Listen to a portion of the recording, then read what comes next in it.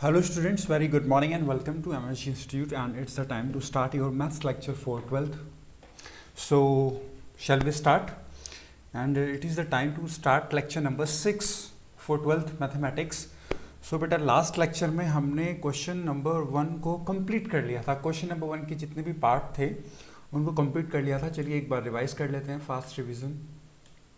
Lecture number 1 previous lecture number 5. सो बेटा हमने किया था इसमें क्वेश्चन एक्सरसाइज 1.1 में क्वेश्चन नंबर 1 का third part, fourth, fifth, six, और फिर बेटा क्वेश्चन नंबर 1 का फिफ्थ पार्ट में भी 5 पार्ट्स थे. और ठीक है बेटा, क्लियर. सो आप सबको ये क्वेश्चन बहुत अच्छे से क्लियर हो गए होंगे और बेटा प्रैक्टिस करते रहना है. ठीक है, ये ब्रह्मास्त्र फिल कर लेना. मैंने आपको बताया था कैसे फिल करना है और ये बहुत ही ज़्यादा स्कोरिंग वे होगा आपका इन क्वेश्चंस में. ठीक है बेटा, वही मैंने आपको कॉन्सेप्ट में कराए हैं, वही एक्सरसाइज में आ गए हैं क्वेश्चंस, तो बहुत अच्छे से समझ आ गए होंगे. ओके. और बेटा लास्ट क्वेश्चन मैंने आपको करने के लिए दिया था, एक्स वाई का पिता है. ओके, क्योंकि हम कॉन्सेप्ट में भी कर सकते हैं, तो आपने आई होप कर लिया होगा. ओके. स्वतुल्य तो होगा नहीं, ना ही ये सम्मित होगा, और ना ही बेटा ये संक्रामक होगा, तो ये तुल्यता भी नहीं होगा. ठीक है ना. जिसने कॉन्सेप्ट अच्छे से पढ़ा है उसको क्लियर हो गया होगा. ठीक है बेटा जी. तो वापस आते हैं लेक्चर नंबर 6 पे.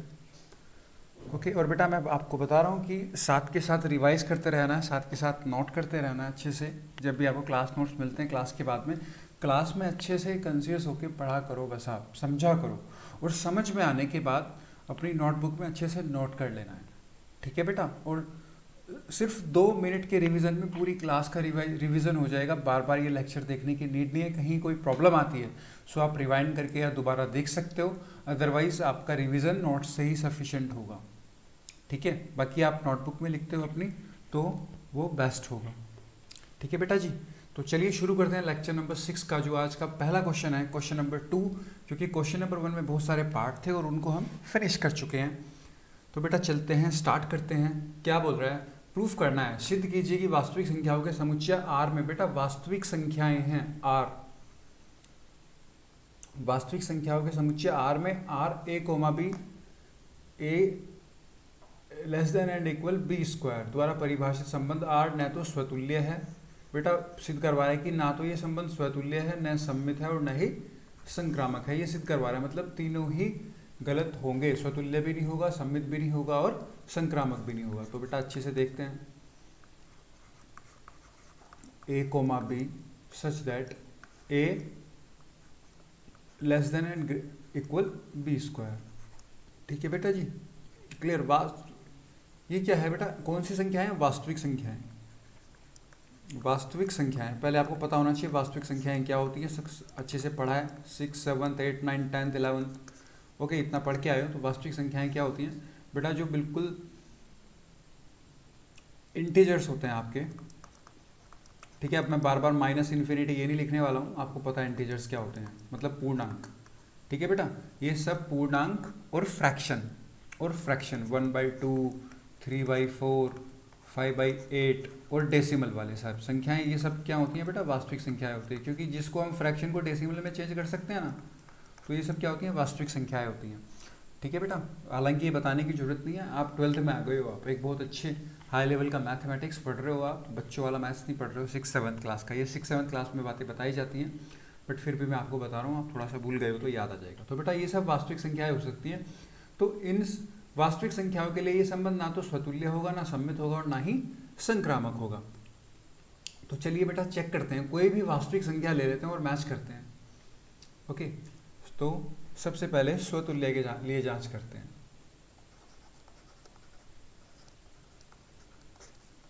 स्वतुल्य की जांच. तो बेटा जी स्वतुल्य का जांच मतलब ए कोमा ए, वहाँ पे ए कोमा भी है, A comma A belongs to R होना चाहिए स्वतुल्य के. देखते हैं. तो बेटा ए को मान लेते हैं, यहाँ पे कुछ वास्तविक संख्या मान लेते हैं 1/2. तो बेटा 1/2 बिलोंग्स 1/2. अब इसको देखते हैं 1/2 ये होना चाहिए स्वतुल्य की जांच के लिए. देखेंगे कि ये है क्या नहीं. तो बेटा ए कोमा ए मान लेना हमें, क्योंकि उस अवयव का संबंध उसी अवयव से होता है जब भी तो स्वतुल्य होता है। तो क्या होगा बेटा, ए कोमा ए, इसका मतलब होगा 1/2 लेस देन एंड ग्रेटर 1/2 का होल स्क्वायर। ठीक है जी बेटा, सबसे पहले इस वाले वर्ड का मीन्स पता होना चाहिए आपको। इसका मतलब क्या होता है? इसका मतलब होता है इसके बराबर या छोटा, इनमें से कोई भी एक चीज होना चाहिए। मतलब अगर मैं आपसे लिख रहा हूं ऐसे A less than and greater than B square, इसका मतलब होता है कि जो बी स्क्वायर होगा, बी स्क्वायर ए के बराबर होगा, क्योंकि बेटा बराबर का साइन लिखा हुआ है। बी स्क्वायर ए के बराबर होगा या ए से छोटा होगा। ठीक है बेटा, सॉरी, या बी स्क्वायर ए के बराबर होगा या ए से बड़ा होगा। बी स्क्वायर ए के बराबर होगा या बी से ए से बड़ा होगा। ठीक है बेटा, आपको पता है जिसकी तरफ मुंह खुलता है उसकी तरफ बड़ा होता है और जिसकी तरफ बंद होता है, ओके। तो बेटा जिसकी तरफ मुंह खुलता है वो बड़ा होता है, पता है आपको, ग्रेटर देन होता है। ठीक है, तो मुझे बताने की जरूरत है, ये किसका साइन होता है? बड़े का साइन होता है, लार्जर का साइन होता है। ओके, मुंह खुलने का मतलब है, अगर सपोज करो मैं आपको 10 रुपीज़ देता हूँ और 10 रुपीज़ और 20 रुपीज़ के दोनों एक साथ देता हूँ, तो आपका मुंह किस तरफ खुलेगा? आप किस तरफ देखोगे? नहीं, मुझे तो 20 लेने हैं। अब मैं बोलता हूँ चलो एक मैं 500 रुपीज़ देता हूँ या आपको 2000 रुपीज़ देता हूँ, तो आपका मुंह कहाँ पे खुलेगा? बड़े की तरफ। ठीक है बेटा, ऐसे ही देखते हैं ना, हर इंसान बड़ा चाहता है, ज़्यादा चाहता है, तो मुंह कहाँ पे खुलता है? बड़े की तरफ खुलता है। तो आई होप ये सबको पता होगा, बच्चों को भी पता होता है। ठीक है बेटा, क्लियर? तो इसका मतलब क्या हुआ बेटा, A less than and greater than, less than and equal B square, B square जो होगा ए के बराबर होगा या ए से बड़ा होगा। ठीक है बेटा, ए के बराबर होगा या ए से बड़ा होगा। ठीक है, पहले इसको क्लियर कर लेते हैं, कभी आप रट लो इसको, ए लेस देन बी स्क्वायर। बेटा बी स्क्वायर ए के बराबर होगा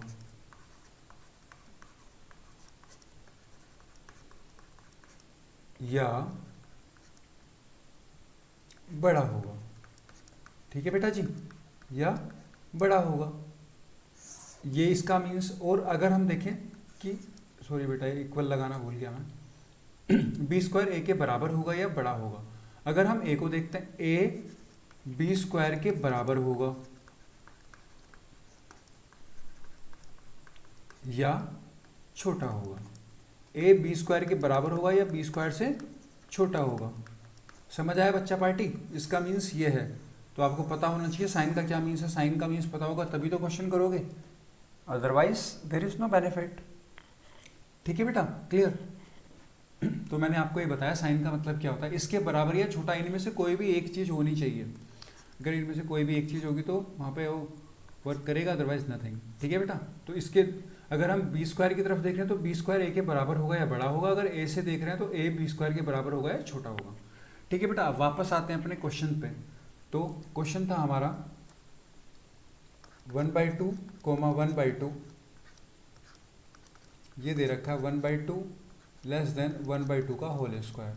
तो बेटा देखते हैं 1/2, ये क्या है 1/4। बेटा जरा बताना, जो 1/4 है वो 1/2 के इक्वल होगा क्या?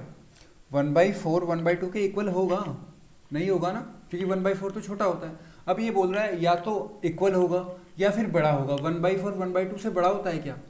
1/4 1/2 से बड़ा होता है क्या? 1/4 तो छोटा होता है, 1/4 आधे से बड़ा होगा या छोटा होगा? छोटा होगा। तो बेटा ये गलत है। इसका मतलब जो हमारा 1/2 1/2 स्वतुल्य संबंध है वो गलत है। अतः A comma A does not belong to R, इसलिए दिया गया संबंध आर स्वतुल्य संबंध नहीं है। दिया गया संबंध आर स्वतुल्य संबंध नहीं है, स्वतुल्य संबंध नहीं है। ठीक है बेटा जी, और जो मैंने आपको समझाया, ये मैंने आपको एक एक्स्ट्रा चीज समझाई है साइन के बारे में, कभी इसको भी उतार दो। हमारा क्वेश्चन सिर्फ इतना ही है बस, स्वतुल्य की जांच करना, ये एक्स्ट्रा है, ठीक है बेटा। क्लियर, आप इसको लिख सकते हो, समझ सकते हो, लेकिन क्वेश्चन में इसका कोई रोल नहीं है। ए इक्वल 1/2 के बाद सीधा नेक्स्ट पेज पे आना है। यहाँ पे स्वतुल्य संबंध नहीं है बेटा, स्वतुल्य तो पता चल गया नहीं है। नेक्स्ट है सम्मित संबंध। सम्मित संबंध, सम्मित संबंध क्या बोल रहा है बेटा, जो रिलेशन ए कोमा बी में होता है वही रिलेशन बी कोमा ए में होना चाहिए। तो ये क्या बोल रहा है, A less than and equal B square, तो इसका क्या होना चाहिए, बी, ये होना चाहिए बी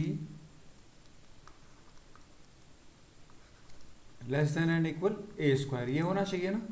ओके, आप कुछ भी संख्या ले सकते हो, कोई भी संख्या ले सकते हो। चलो बेटा लेते हैं 2 और 4 लेते हैं, ठीक है, 2 और 4 लेते हैं।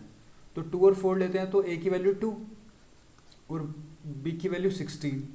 तो बेटा या तो 2 इसके बराबर होना चाहिए, 2 इसके बराबर होना चाहिए या 16 से छोटा होना चाहिए। 2 या तो 16 के इक्वल होना चाहिए या 16 से छोटा होना चाहिए, तो ठीक है। लेकिन अब 4 और 2 रखते हैं, तो बेटा ये हो जाएगा 4।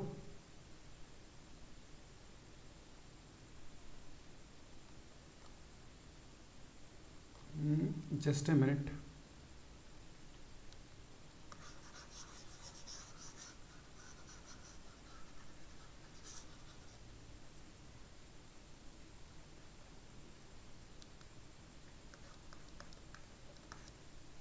कोई और एग्जाम्पल लेते हैं ठीक है बेटा। तो देखो ए 1,3, तो बेटा ए सबसे पहला यहाँ पे लिखेंगे 9 और इसके अकॉर्डिंग लिखेंगे 3 लेस देन 1, ठीक है। अभी इसके अकॉर्डिंग देखते हैं बेटा जी, देखो 1 दिस, क्लियर। तो अब यहाँ पे देखो बेटा 1 या तो 9 के इक्वल होना चाहिए या 9 से छोटा होना चाहिए। यहाँ पे तो सही है, ये यहाँ पे तो सही है, लेकिन यहाँ पे क्या आ रहा है 3 और 1 का स्क्वायर 1 आएगा, ठीक है बेटा, 1 का स्क्वायर 1 आएगा। तो ये बोल रहा है या तो 3 1 के बराबर होना चाहिए या 1 से छोटा होना चाहिए। क्या ऐसा है, नहीं है ना।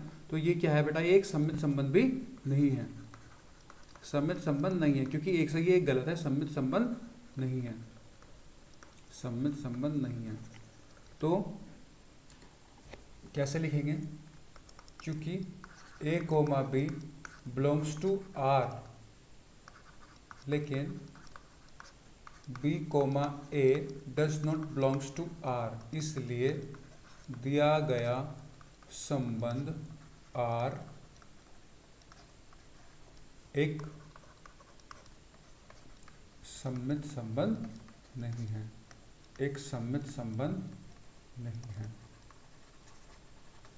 ठीक है बेटा। दिया गया संबंध आर एक सम्मित संबंध नहीं है। आप संक्रामक के बारे में जांच करेंगे, संक्रामक संबंध।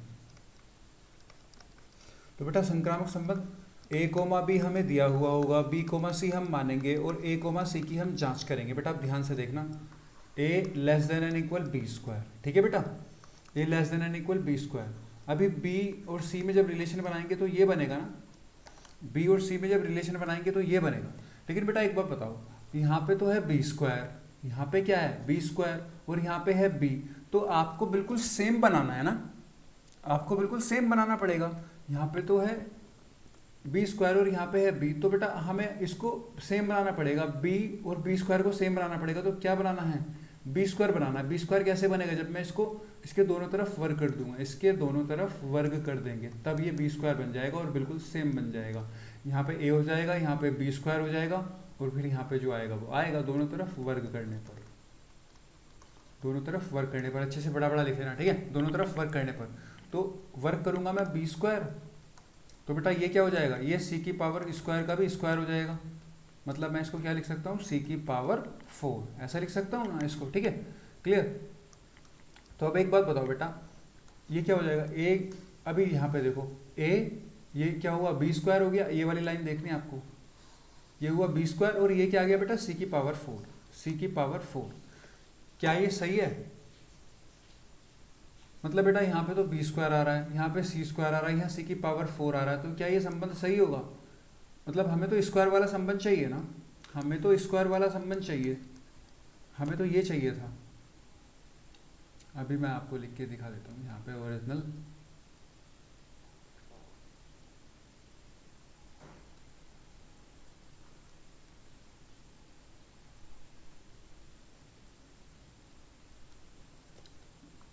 है बेटा। लेकिन जब हमने अच्छे से कंपैरिजन किया तो अभी सी स्क्वायर था पहले, अब क्या बन गया, सी की पावर 4 बन गया ना, हमें ये वाला देखना है।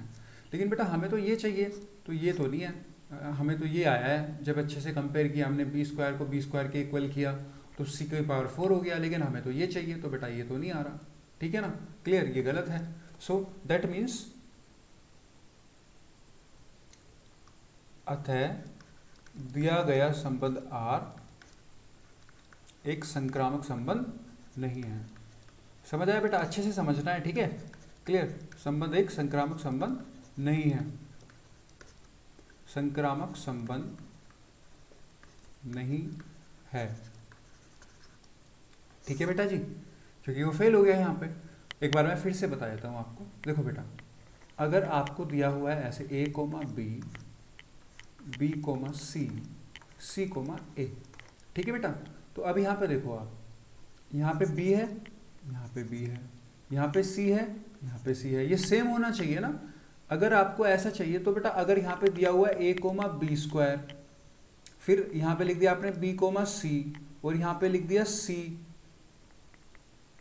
ठीक है, यहाँ पे लिख दिया सी स्क्वायर कोमा ए, ऐसा करके कुछ भी लिख दिया, तो बेटा ये ना बिल्कुल सेम होने चाहिए। देखो ए के सेम होना चाहिए, बी के सेम होना चाहिए, जबकि ये बी स्क्वायर है, ये बी स्क्वायर है, तो इसको सेम करने के लिए स्क्वायर करेंगे, और जब इसको स्क्वायर करेंगे तो ये भी स्क्वायर हो जाएगा। ठीक है, क्लियर। तो सी स्क्वायर अब ये बिल्कुल सेम है, देखो ए की रिलेशन ए से है, बी स्क्वायर का रिलेशन बी स्क्वायर से, सी स्क्वायर का रिलेशन सी स्क्वायर से है। ठीक है बेटा, तो अभी तक थोड़ा सा इसमें एक एक्स्ट्रा पॉइंट लगाया, यहाँ पे हमने दोनों तरफ वर्क किया वैल्यू सेम करने के लिए। ठीक है बेटा, जब आप प्रैक्टिस करोगे तो आपको आ जाएगा, ये चीज़ समझ आ जाएगी धीरे धीरे।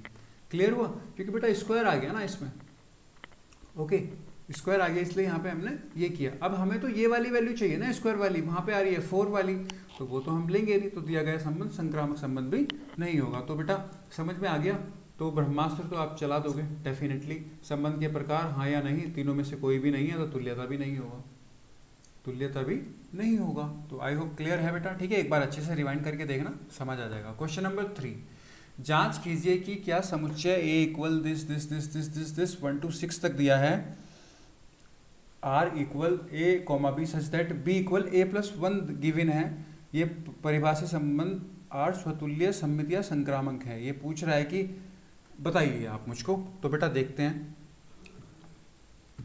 डायरेक्ट करें। देखो बेटा जी, जल्दी से करते हैं, आर की वैल्यू निकालते हैं। तो बेटा देखो,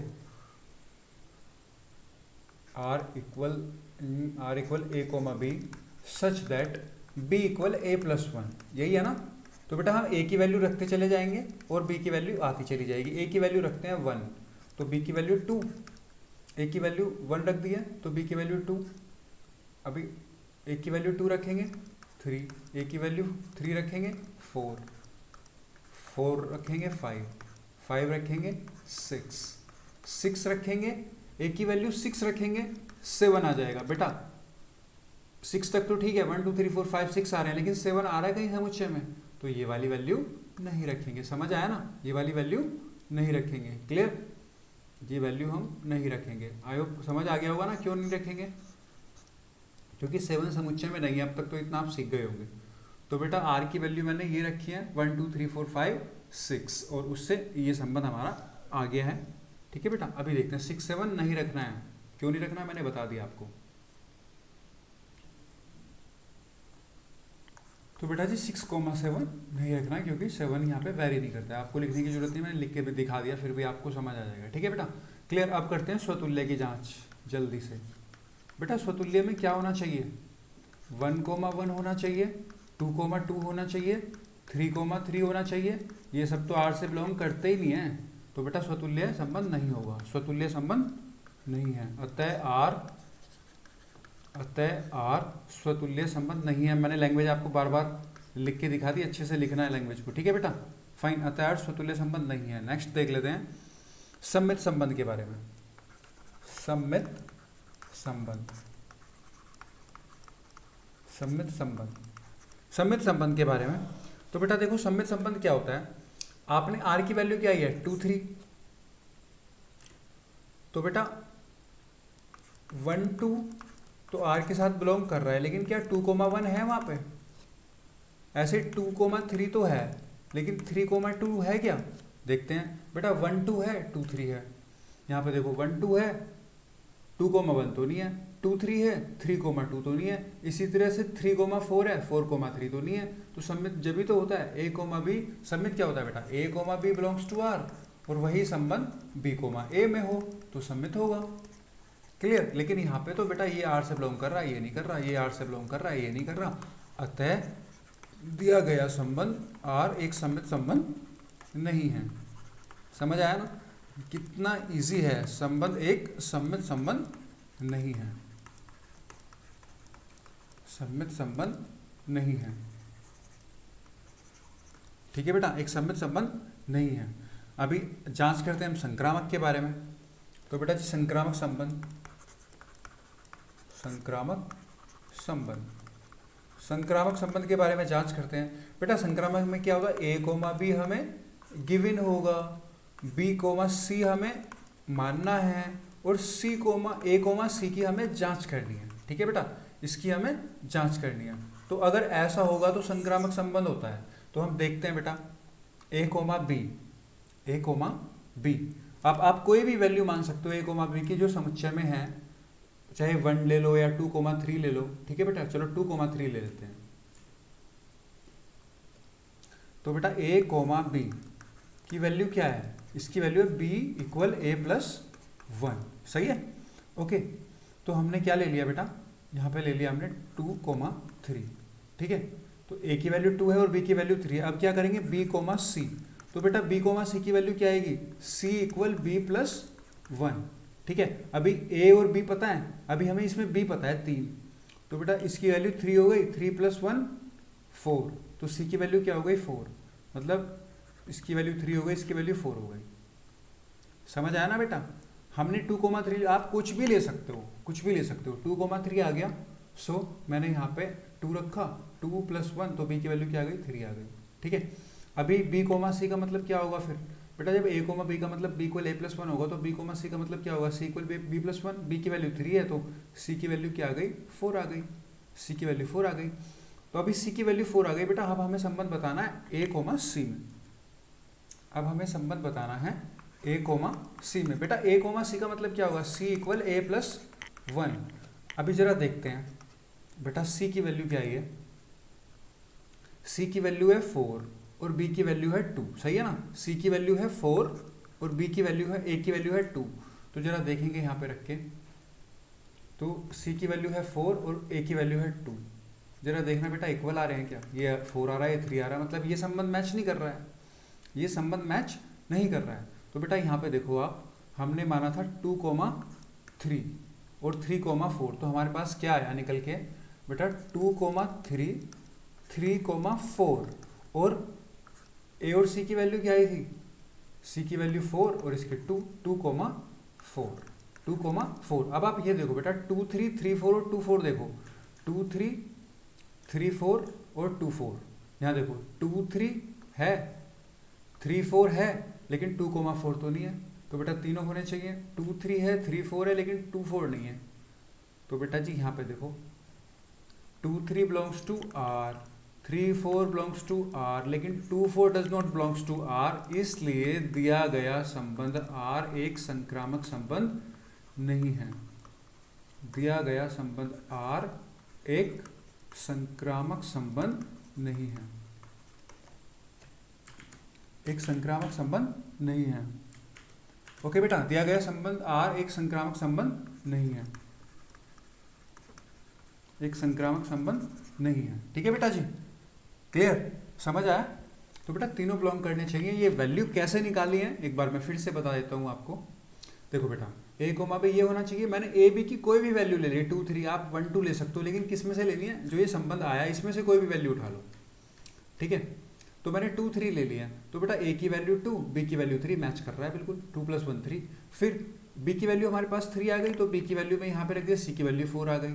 तो अभी मेरे पास ए की वैल्यू 2 है और सी की वैल्यू 3 है, 4 है। ए की वैल्यू 2 है और सी की वैल्यू 4 है। मैच कर रहा है क्या? नहीं मैच कर रहा ना। तो बेटा ये बिलोंग नहीं करता। 2, 3 तो है संबंध में, लेकिन 2,4 नहीं है, तो यहाँ पे ये संक्रामक संबंध नहीं होगा। तो बेटा आंसर क्या है हमारा, ये जो संबंध था ये तुल्यता संबंध भी नहीं था, ये सम्मित संबंध भी नहीं था, और ये एक संक्रामक संबंध भी नहीं था। ठीक है बेटा जी, ये एक संक्रामक संबंध भी नहीं था। तो ब्रह्मास्त्र तो आप चला लोगे, एक्सपर्ट हो गए। ठीक है बेटा, क्लियर, आप अब ब्रह्मास्त्र चला सकते हो इजीली, एक्सपर्ट हो गए हो। तो चलते हैं बेटा ब्रह्मास्त्र की तरफ, आज इसे फिलअप कर लोगे आप अच्छे से। ठीक है बेटा, क्लियर। संबंध का प्रकार हाँ या नहीं लिख देना, चारों के चारों नहीं। तुल्यता तो बिल्कुल भी नहीं होगा क्योंकि तीनों ही नहीं है। क्वेश्चन नंबर 4 पे आते हैं, अच्छे से समझिएगा, बहुत आसान क्वेश्चन है। ठीक है बेटा, चलिए वही है, सिद्ध कीजिए कि परिभाषा में स्वतुल्य, संक्रामक तथा, ये बोल रहा है बेटा सिद्ध कीजिए कि स्वतुल्य तो है और संक्रामक भी है, लेकिन सम्मित नहीं है। मतलब ये भी है, ये भी है, लेकिन ये नहीं है, सिद्ध करना है। चलो बेटा बहुत मजा आएगा। So R equal A comma B such that A less than B. ठीक है बेटा, अब मुझे समझाने की जरूरत नहीं है ए लेस देन बी का मतलब क्या है। जो ए है वो बी के इक्वल हो सकता है और बी से छोटा हो सकता है, या फिर ये कह सकते हैं जो बी है वो ए के इक्वल हो सकता है या ए से बड़ा हो सकता है। ठीक है बेटा, क्लियर। तो अभी हम जांच करते हैं पहले स्वतुल्य संबंध की। उससे पहले मैं आपको बेटा साइन के बारे में थोड़ा बता देता हूँ।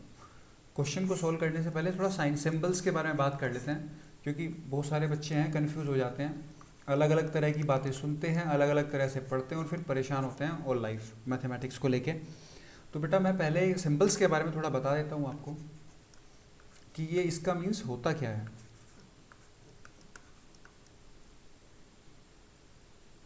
फर्स्ट, सेकेंड,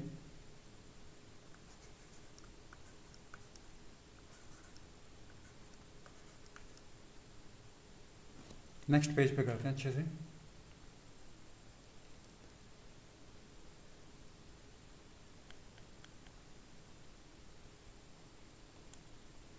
देखो बेटा सिंबल्स के बारे में पढ़ो और याद रखना है हमेशा, ठीक है।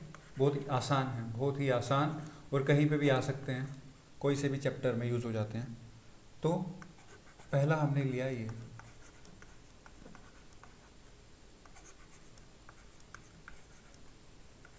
उसके बाद इसको ले लेते हैं, उसके बाद इसको ले लेते हैं।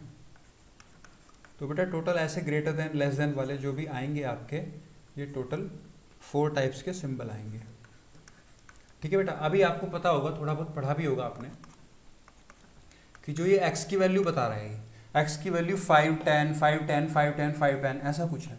अभी आप देखो बेटा x की वैल्यू क्या है, इसका मतलब क्या हुआ यहाँ पे देखो, x की वैल्यू फर्स्ट में, फर्स्ट, सेकंड, थर्ड, फोर्थ, बस 4 टाइप्स के सिंबल आते हैं। वो आपको समझ लेने हैं, तो ये भी याद नहीं रखने की जरूरत कोई भी। तो बेटा x की वैल्यू 5 और 10 के बीच में, इसका मतलब क्या हुआ बेटा, इक्वल लगा हुआ है ना, x की वैल्यू 5 है, या तो 5 के इक्वल है या फिर 5 से बड़ी है। ग्रेटर साइन लगा हुआ है ना, मुंह किसकी तरफ खुला हुआ है, x की तरफ। x की वैल्यू 5 के बराबर है या फिर 5 से बड़ी है, सही है बेटा। x की वैल्यू 5 के बराबर है या 5 से बड़ी है। अगर इधर आते हैं, x की वैल्यू या तो 10 के इक्वल है या 10 से छोटी है। x की वैल्यू या तो 10 के इक्वल है या 10 से छोटी है। तो बेटा x की वैल्यू 5 है या 5 से बड़ी है। ठीक है बेटा, क्लियर। और x की वैल्यू 10 के इक्वल है या 10 से छोटी है। समझ आया बेटा, ये बात कहानी समझ में आई। देखो x की वैल्यू 5 के इक्वल है, बिल्कुल, 10 के इक्वल है, बिल्कुल है, और 5 से बड़ी है और 10 से छोटी है। तो बेटा सारी वैल्यू आ जाएंगी, 5 भी आएगा, 5, 6, 7, 8, 9, 10 सभी आएंगे, क्योंकि बेटा 5 के इक्वल भी है और 5 से बड़ी भी है, बिल्कुल। तो 5 से बड़े अंक आ गए, 10 के इक्वल है और 10 से छोटी भी आ गए, तो बेटा यही आएंगे यहाँ पे। तो हम इसको क्या करते हैं, यहाँ पे देखना बेटा, जब भी इक्वल होता है यहाँ पे, इक्वल, यहाँ पे भी इक्वल है, तो बेटा हमेशा उस ब्रैकेट को हम क्लोज ब्रैकेट बोलते हैं। ठीक है, क्लोज ब्रैकेट मतलब इस पे जो बिग ब्रैकेट यूज करते हैं वो करते हैं। तो इसको डिनोट किया जाता है मैथ्स में 5, 10, और यहाँ पे भी क्लोज हो रहा है, यहाँ पे भी क्लोज हो रहा है क्योंकि यहाँ पे भी इक्वल है, तो इसको ऐसे डिनोट करते हैं। समझ आया। अब इसको देखते हैं बेटा, x की वैल्यू 5 है या 5 से बड़ी है। x की वैल्यू 5 है या 5 से बड़ी है, बट 10 से छोटी है, 10 से छोटी है, 10 के बराबर नहीं है, क्योंकि बराबर का साइन नहीं लगा हुआ, 10 से छोटी है। तो बेटा 10 से छोटी होगी तो 10 तो लिखेंगे नहीं, क्योंकि 10 से छोटी लिखेंगे। समझ आई। ठीक है बेटा, 10 से छोटी है तो 10 तो आएगा ही, 9 तक आएगा। हाँ 5 के इक्वल और 5 से बड़ी है तो 5 लिखेंगे, 5 से बड़े लिखेंगे, लेकिन 10 नहीं लिखेंगे क्योंकि 10 से छोटी है। तो बेटा यहाँ पे देखो, यहाँ पे तो बिल्कुल इक्वल है ना, तो यहाँ पे तो आएगा, इस साइड तो आएगा क्लोज ब्रैकेट 5, और यहाँ पे इक्वल नहीं है, यहाँ पे इक्वल नहीं है, अभी ओपन है यहाँ पे, तो यहाँ पे आएगा ओपन ब्रैकेट, जिसको हम स्मॉल ब्रैकेट भी बोलते हैं, छोटा कोष्ठक भी बोलते हैं। समझ आया? आगे बढ़ते हैं। x की वैल्यू बेटा 5 से बड़ी है, इस बार 5 के इक्वल नहीं है, 5 से बड़ी है। 5 से बड़ी कौन कौन सी होगी? 6, 7, 8, 9। और बेटा 10 से छोटी है और 10 के इक्वल है, 10 से छोटी है और 10 के इक्वल है, तो बेटा 10 के इक्वल भी तो है, 10 से छोटी तो ये आ गई, 10 के इक्वल है तो 10 भी आएगा। समझ आया? इसको कैसे लिखेंगे बेटा? यहाँ देखो ये ओपन है ना, यहाँ पे क्लोज का मतलब होता है जहाँ पे इक्वल का साइन आए, ये भी आए ग्रेटर देन और लेस देन और इक्वल भी आए, उसको क्लोज बोलते हैं, और अगर इक्वल नहीं आता तो उसको ओपन बोलते हैं। तो यहाँ पे लगेगा ओपन, ठीक है बेटा, 5 कॉमा और यहाँ पे आ जाएगा क्लोज 10। सही है बेटा, यहाँ पे आ जाएगा 10।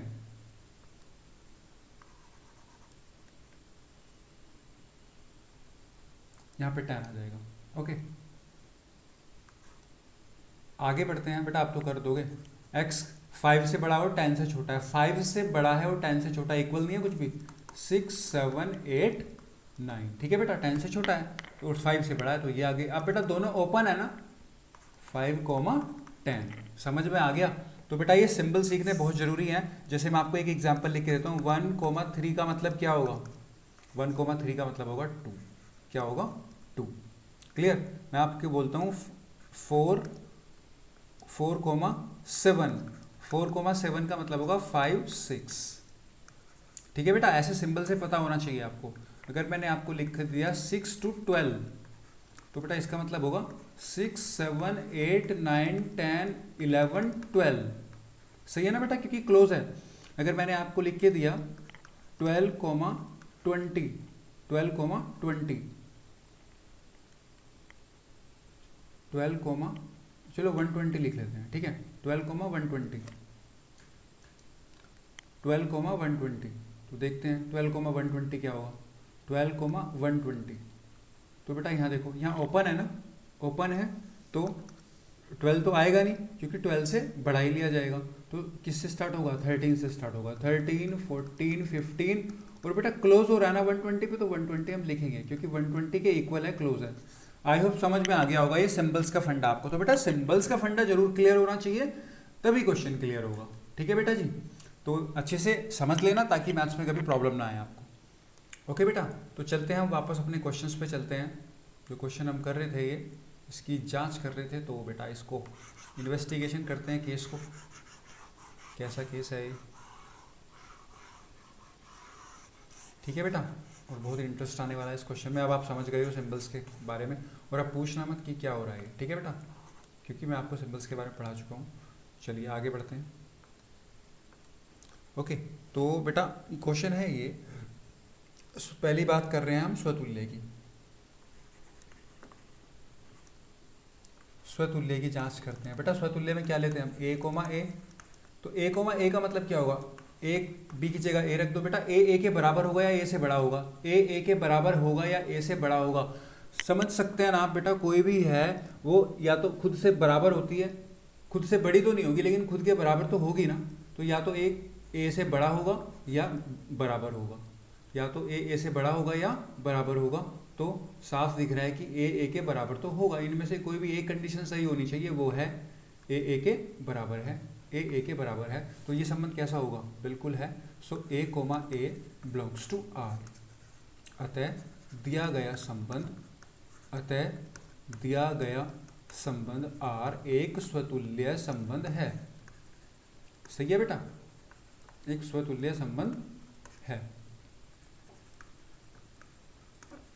ओके, अभी संक्रामक के बारे में जांच कर लेते हैं। ये सिंबल्स वाला मैंने आपको एक्स्ट्रा बताया, क्वेश्चन का पार्ट नहीं है। अभी सम्मित संबंध के बारे में बात कर लेते हैं। पहले सम्मित संबंध। बेटा सम्मित संबंध क्या होता है? आपको ए कोमा बी, बी कोमा ए। जो ए कोमा बी में संबंध होगा वही बी कोमा ए में होना चाहिए। तो बेटा जी ए कोमा बी क्या गिवन है? ए कोमा बी गिवन है ये, तो बी कोमा ए ऐसे होगा। सही है बेटा, क्लियर? अभी ठीक है, एक बात बताओ बेटा, क्या ऐसे हो सकता है आप कुछ भी लेट करो, यहाँ पे हम लेट करते हैं 5,7, 5,7, ए और बी की वैल्यू 5,7 लेट कर ली, तो अभी बी कोमा ए की वैल्यू क्या हो जाएगी 7,5। अभी रख के देखते हैं, और ये क्या होगा, ये होगा।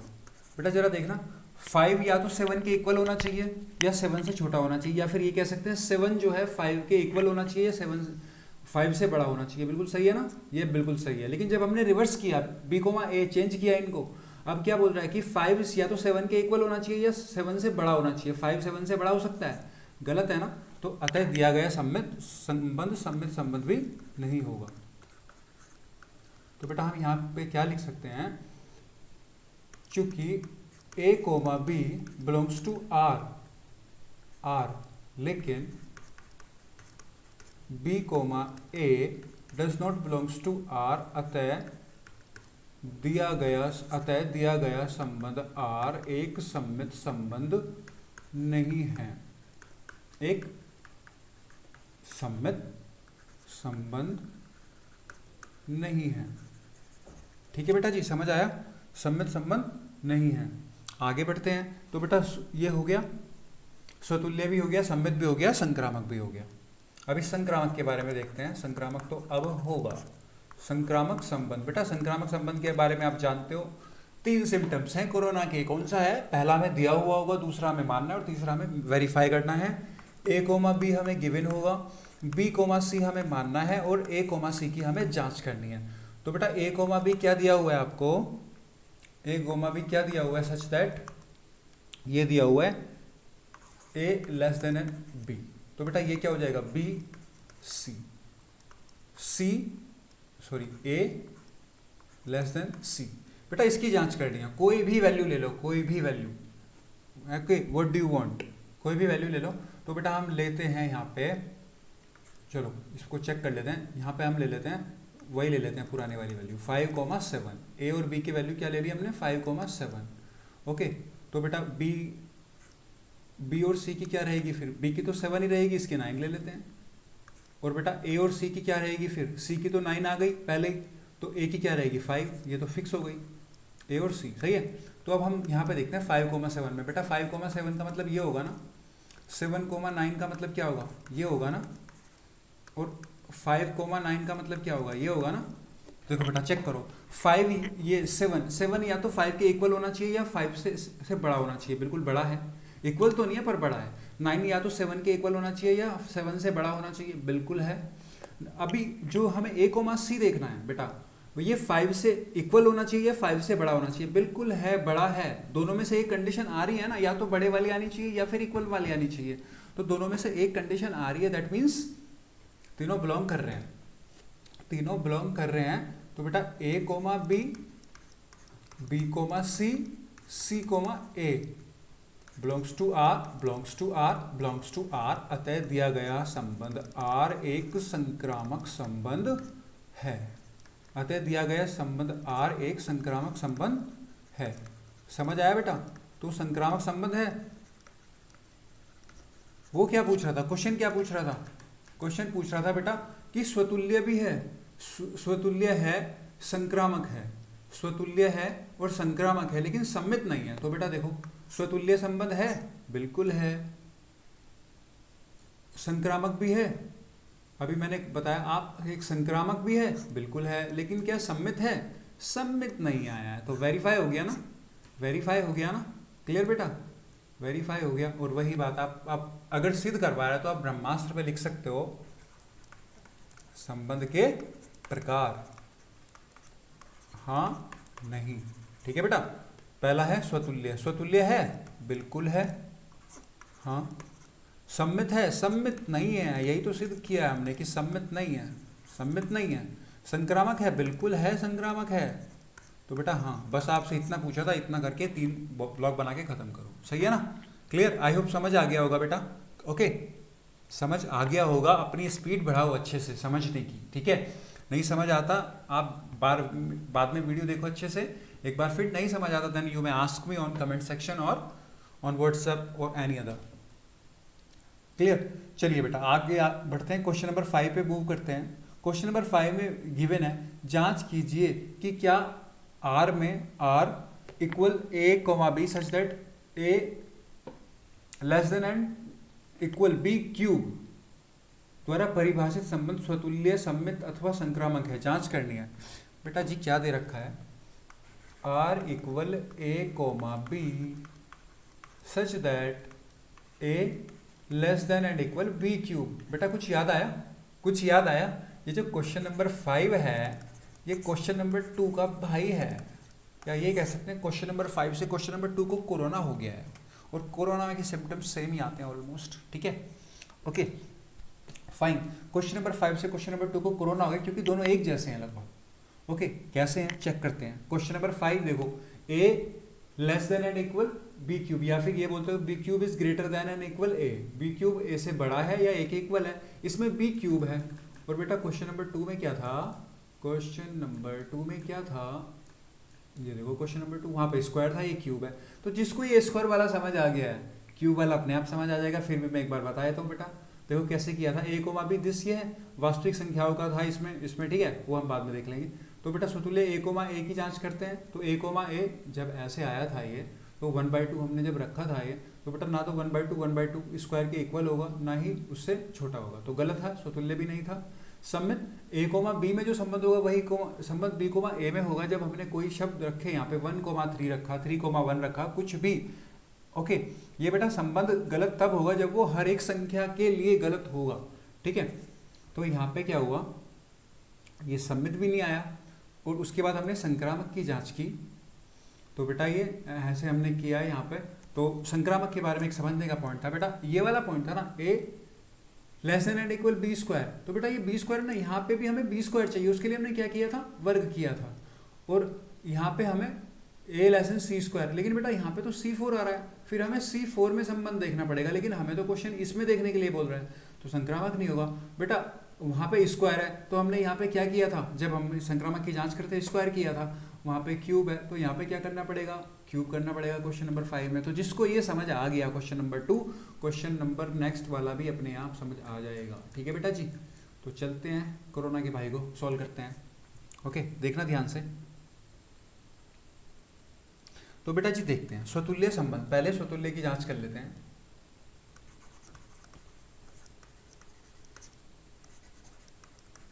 स्वतुल्य संबंध, तो बेटा स्वतुल्य संबंध में क्या होता है, प्रत्येक अवयव स्वयं से संबंध रखता है, A less than A cube. बेटा जरा दिमाग लगा के बताओ, ज़्यादा नहीं लगाना, थोड़ा सा लगाना है बस। क्या हो सकता है, ए क्यूब ए के इक्वल हो सकता है, किसी भी चीज़ का घन उसके इक्वल हो सकता है क्या, नहीं हो सकता। उसके बड़ा हो सकता है क्या, उससे बड़ा हो सकता है, बिल्कुल। वो बेटा देखो वो सभी संख्याओं के लिए होना चाहिए, सभी संख्याओं के लिए होना चाहिए ऑलमोस्ट, तब ही संबंध होगा। अगर वो किसी संख्या के लिए है, किसी संख्या के लिए नहीं है, तब नहीं होगा, ठीक है बेटा जी, क्लियर। सभी के लिए होना चाहिए। सो एक एग्जांपल लेते हैं फिर से, a इक्वल 1/2, a इक्वल 1/2। तो बेटा देखो a इक्वल 1/2 लिया हमने, सो 1/2 कोमा 1/2 रखते हैं, पुट करते हैं इसमें, सच दैट 1/2 का क्यूब, ये 1/2 आ गया, ये 1/8 आ गया। तो बेटा 1/8 1/2 के इक्वल है, नहीं है। 1/8 1/2 से बड़ा है, बेटा 1/2 से बड़ा है क्या 1/8, यहाँ पे 1 2 पार्ट्स में डिवाइड हो रहा है, यहाँ पे 1 8 पार्ट्स में डिवाइड हो रहा है, तो छोटा होगा ना। इसका मतलब a, a does not belongs to R, अतः दिया गया संबंध R एक स्वतुल्य संबंध नहीं है। अतः दिया गया संबंध R एक स्वतुल्य संबंध नहीं है, एक स्वतुल्य संबंध नहीं है, ठीक है बेटा। अब आपके दिमाग में आ रहा होगा सर a, a यही तो है, हम तो सर यहाँ पे 3,3 रख के देख लेते हैं। बिल्कुल जी देख लो, ये आ गया ना बेटा। या तो ये 27 3 के इक्वल होना चाहिए, या तो ये 27 3 के इक्वल होना चाहिए, या फिर बड़ा होना चाहिए। बेटा बड़ा तो है, ये तो पक्का है, तो ये तो कंडीशन सेटिस्फाई कर गई। लेकिन मैंने बोला बेटा 3,3 नहीं, हर एक के लिए देखना पड़ेगा। 3 के लिए भी देखना पड़ेगा, 2 के लिए भी देखना पड़ेगा, 1 के लिए भी, 5 के लिए, इनके लिए आ रहा है। लेकिन जब हम फ्रैक्शन में जा रहे हैं तब तो नहीं ये चीज़ वेरीफाई हो रही है, फ्रैक्शन में तो नहीं वेरीफाई हो रही। तो बेटा हर एक संख्या के लिए वेरीफाई होनी चाहिए, हर एक संख्या के लिए वेरीफाई होनी चाहिए, तभी संबंध होगा। ठीक है बेटा, आपके माइंड में ये क्वेश्चन आएगा हम 3 3 रख के देख सकते हैं, 5 5, तब तो मैच करेगा, बिल्कुल तब मैच करेगा। लेकिन बेटा हर एक संख्या के लिए होनी चाहिए।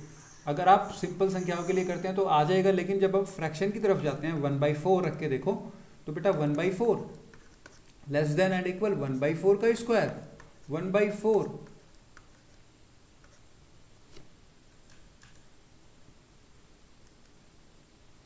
1/16 आ जाएगा। क्या आ जाएगा बेटा? 1/16 आ जाएगा।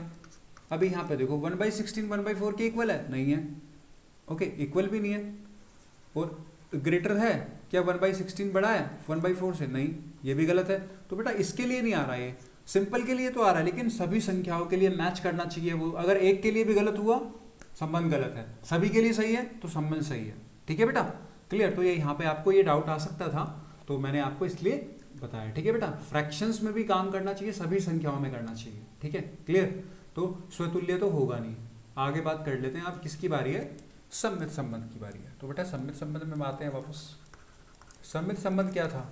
सममित संबंध था जो संबंध ए का बी के साथ है वही संबंध बी का ए के साथ होगा। तो बेटा ठीक है ना, क्लियर? ए कोमा बी का मतलब क्या है? A less than and equal B cube. तो यहाँ पे क्या होगा बेटा? B less than A cube. Okay, A cube. तो देखते हैं, कुछ भी रख के देख लो। ठीक है, हम रखते हैं इसको 1,3 रख के देख लगते।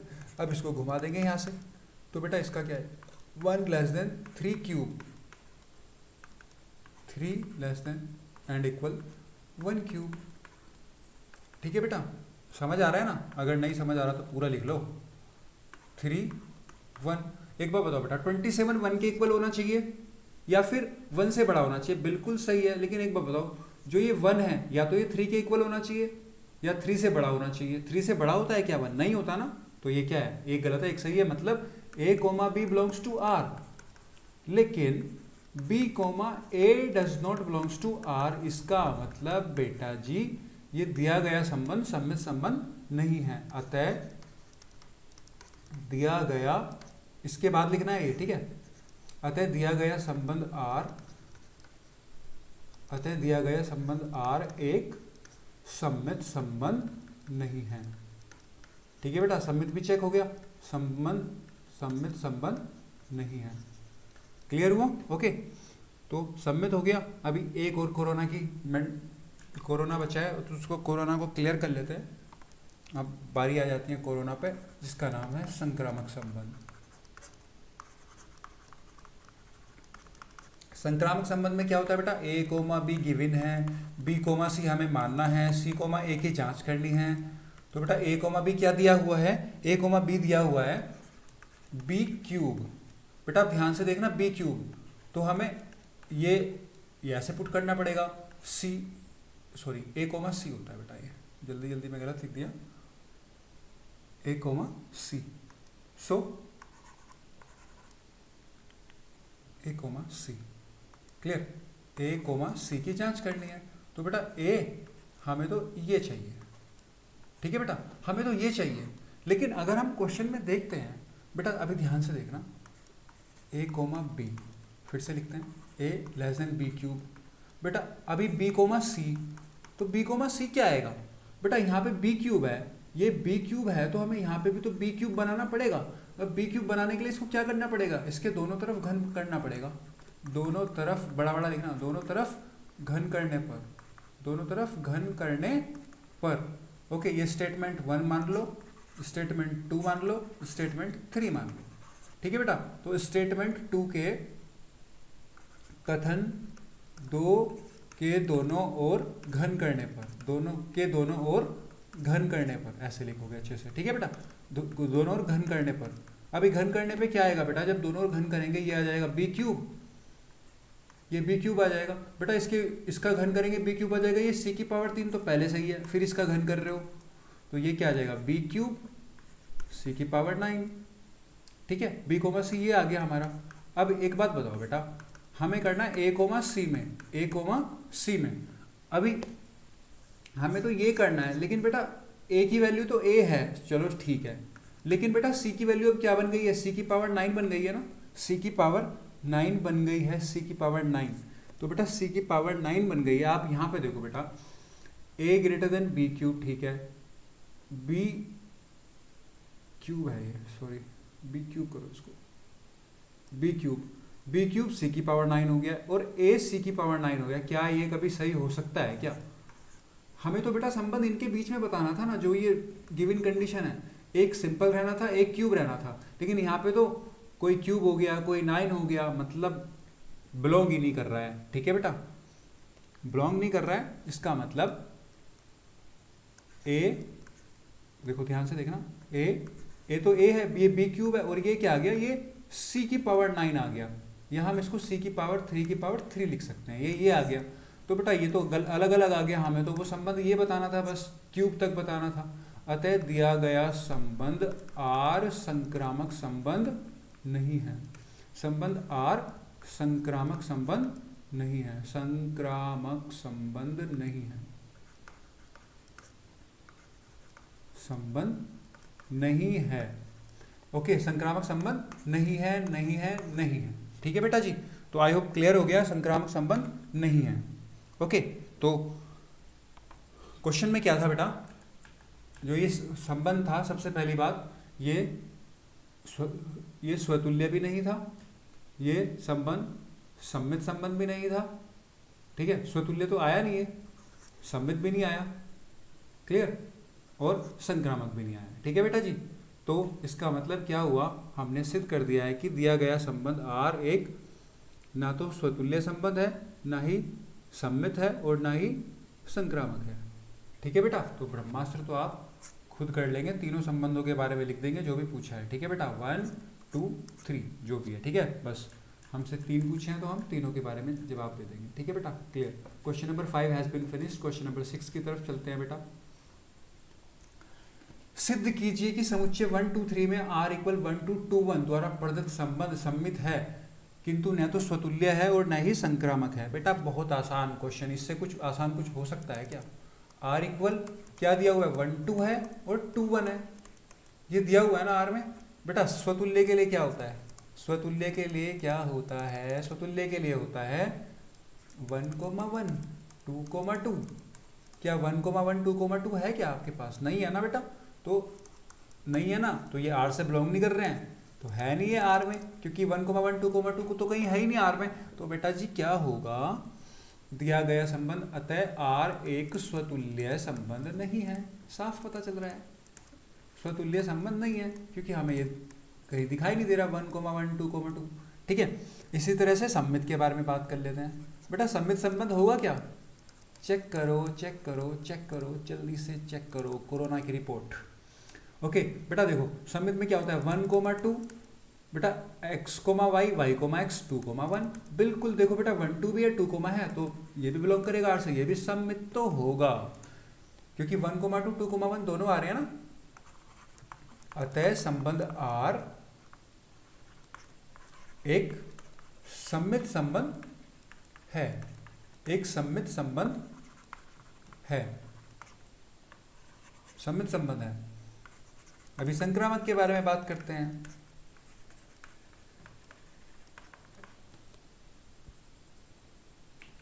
बेटा आर में हमें क्या गिवन है, हमें तो 1 2 2 1 गिवन है। ठीक है, क्लियर हुआ, हमें तो सिर्फ दो ही एलिमेंट गिवन है, 1 2 2 1। और संक्रामक की डेफिनेशन आपको याद है, क्या करना पड़ता था, a b दिया होगा, b c हमें मानना है, और a c हमें जांच करनी है। तो 1 2 3 3 एलिमेंट है, यहाँ पे तो 2 ही एलिमेंट है, इसका मतलब ठीक है बेटा जी, क्लियर, मतलब 1 2 तो है, 2 1 भी है, लेकिन कोई तीसरा एलिमेंट है ही नहीं है, कोई भी तीसरा एलिमेंट कोई भी नहीं दिया हुआ, तो बेटा संक्रामक भी नहीं होगा, तो संक्रामक भी नहीं होगा, क्योंकि तीसरा एलिमेंट कोई है ही नहीं, और संक्रामक के लिए तो हमें 3 एलिमेंट की जरूरत पड़ती है। इसमें तो बस 1 और 2 में संबंध दिया है, 1 और 2 में, और बाकी तीसरे एलिमेंट के बारे में तो बात ही नहीं की गई। तो अतः आर संक्रामक संबंध नहीं है, नहीं है, नहीं है। बेटा क्या कहा था उसने क्वेश्चन में, क्वेश्चन में आओ, ये सम्मित तो है, सम्मित होगा, लेकिन ना तो स्वतुल्य होगा ना ही संक्रामक होगा। बेटा स्वतुल्य तो है नहीं, संक्रामक भी नहीं है, अभी मैंने बताया संक्रामक भी नहीं है, लेकिन सम्मित था, सम्मित संबंध था। सम्मित क्यों था? क्योंकि 1 to 2 1 साफ दिख रहा था, तो सम्मित था। ठीक है बेटा, तो आई होप क्लियर हो गया होगा। संक्रामक क्यों नहीं है बेटा? सिर्फ 1 to 2 1 दिया हुआ है, दो ही एलिमेंट के बारे में बात की गई। संक्रमित में, संक्रामक में तो हमें ए बी सी के बारे में भी बात करनी होती, तीसरा एलिमेंट तो गायब ही है यहाँ से। ठीक है बेटा, संबंध में उसकी कोई बात नहीं की गई है आर में, आर के अंदर। तो ठीक है बेटा, क्लियर। सो अच्छे से ब्रह्मास्त्र यूज करोगे, लिखोगे। ठीक है बेटा, वो सिद्ध करवा रहा था तो लिख दोगे कि सम्मित तो है, लेकिन ना तुल्य, ये स्वतुल्य है और ना ही संक्रामक है। ठीक है बेटा। क्वेश्चन नंबर 7 देखते हैं। सिद्ध कीजिए कि किसी कॉलेज के पुस्तकालय की समस्त पुस्तकों के समुच्चय ए में x, y such that x तथा y में पेजों की संख्या समान है द्वारा प्रदत्त संबंध एक तुल्यता संबंध है। बेटा जी आंख और कान दोनों खोल के देखो। तुल्यता संबंध क्या बोल रहा है? तुल्यता संबंध। बेटा तुल्यता संबंध क्या होता है? जब तीनों संबंध बिल्कुल सही सही होंगे, सब स्वतुल्य भी होगा, सम्मित भी होगा और संक्रामक भी होगा। जब तीनों निकलेंगे तभी तो तुल्यता निकलेगा, तो मतलब तीनों के तीनों सही होंगे, तभी तो एक तुल्यता संबंध आएगा। तो सिद्ध करना है, मतलब तीनों संबंध सही होंगे। अब कैसे होंगे देखते हैं। ओके, तो करते हैं इसका operation. x, y such that x तथा y, देखो बेटा दो बुक हैं मुझे ए में, ठीक है, x और y। x तथा y में पेजों की संख्या समान है, पेजों की संख्या समान है, क्वेश्चन में लिखा हुआ है पेजों की संख्या समान है। तो बेटा देखो अभी स्वतुल्य के बारे में जांच करते हैं, अपना सबसे प्यारा छोटा छोटा संबंध स्वतुल्य संबंध की जांच करते हैं। तो स्वतुल्य संबंध में हम क्या करते हैं? उसी अवयव का संबंध उसी अवयव से होगा। तो बेटा जी क्या होगा? x, सच दैट x तथा x में पेजों की संख्या समान है। दिमाग लगाओ, पेजों की संख्या समान है। एक बुक x है और एक बुक x है, उनमें पेजों की संख्या समान है। बेटा x के पेजों की संख्या x के समान ही तो होगी, x के पेजों की संख्या x के समान तो होगी। एक बुक आपकी x है, एक बुक वही सेम बुक है, उसमें पेजों की संख्या उसी के समान तो होगी, है ना। तो बेटा x, x belongs to R, अतः दिया गया संबंध R एक स्वतुल्य संबंध है। सही है ना बेटा? ओके, अगर मैं बोलूं x तथा x का धन समान है, बेटा x के पैसे x के ही समान तो होंगे। क्लियर? x के पास x के जैसा मोबाइल है, बिल्कुल सही है ना। x के पास आलोक के पास आलोक के जैसा मोबाइल है, दिव्यांश के पास दिव्यांश के जैसा लैपटॉप है, अर्णव के पास अर्णव के जैसा पेन है। तो सही है ना बेटा? बात ये अपने माइंड से सेट करो, बिल्कुल सही है, क्योंकि अर्णव के पास अर्णव के जैसा ही पेन है, मतलब प्रॉपर। तो दिया गया संबंध एक स्वतुल्य संबंध है। अब बात करते हैं हम सम्मित संबंध के बारे में। सम्मित संबंध के बारे में, सम्मित संबंध। तो बेटा सम्मित संबंध में क्या था? x, y में जो रिलेशन होना चाहिए वही y, x में होना चाहिए। x एंड y में पेजों की संख्या समान है, अच्छे से लिख लेना, ठीक है। पेजों की संख्या समान है, पेजों की संख्या समान है। तो बेटा यहाँ पे क्या हो जाएगा? y and x such that y and x में पेजों की संख्या समान है। जब वो बोल रहा है कि x और y में पेजों की संख्या समान है, तो क्या y और x में पेजों की संख्या समान नहीं होगी? सही है ना बेटा? क्लियर? सही है ना? बिल्कुल। x और y में पेजों की संख्या जो होगी वही पेजों की संख्या अगर समान है दोनों में, तो चाहे तो ये बोल दो x और y में पेज बिल्कुल सेम है, नंबर ऑफ पेजेस, या फिर ये बोल दो y और x में पेजों की नंबर बिल्कुल इक्वल है। सही है ना? तो बेटा क्या हुआ यहाँ पे? x, y belongs to r, sorry belongs to r, मतलब belongs to R, we will have to use eraser ऐसे and then select pen। ठीक है बेटा, belongs to R, y, x belongs to R, बिल्कुल दोनों belong कर रहे हैं, अतः दिया गया संबंध सम्मित संबंध है। अतः दिया गया संबंध सम्मित संबंध है। ठीक है बेटा जी, दिया गया संबंध सम्मित संबंध है ना? कितना इजी। अभी किसकी बात करनी है? कोरोना की जांच करनी है, आरटीपीसीआर टेस्ट करना है। संक्रामक संबंध, संक्रामक संबंध, संक्रामक संबंध, संक्रामक संबंध की जांच करनी है बेटा।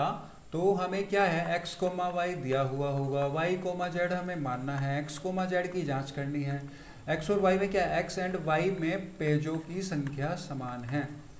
आंख बंद करके कर सकते हो ना आप? तो पेजों की संख्या समान है। तो बेटा ये तो हमें मानना है कि y and z y and z में पेजों की संख्या समान है और इसकी जांच करनी है, पेजों की संख्या समान है। अच्छे से लिखना, अच्छी अच्छी सुंदर सुंदर राइटिंग, ठीक है बेटा। मैं जल्दी जल्दी में लिख रहा हूँ ताकि अच्छे से कर सकें, इसको ज़्यादा से ज़्यादा क्वेश्चन कर सकें। एक्स एंड जेड में पेजों की संख्या समान है। अब जल्दी से अपनी तीसरी आंख ओपन करो और सोचो इसके बारे में। बेटा जब एक्स और वाई में पेज बिल्कुल सेम है, वाई और जेड में पेज बिल्कुल सेम है, मान लो इसमें भी 5 पेजेस हैं, इसमें भी 5 हैं, तो वाई में भी 5 है, जेड में भी 5 है, एक्स और जेड में भी 5 5 नहीं होंगे, सेम होंगे ना। इसका मतलब बिल्कुल ठीक है, X comma Y belongs to R, Y comma Z belongs to R और X comma Z belongs to R R R. तो बेटा अतः दिया गया संबंध आर एक कोरोना बीमारी है, संबंध आर एक संक्रामक संबंध है, संक्रामक संबंध है, ठीक है बेटा जी। तो अभी समझ आ गया होगा, तीनों आ गए, स्वतुल्य भी सही है, सम्मित भी सही है और संक्रामक भी सही है। सही है बेटा, चूंकि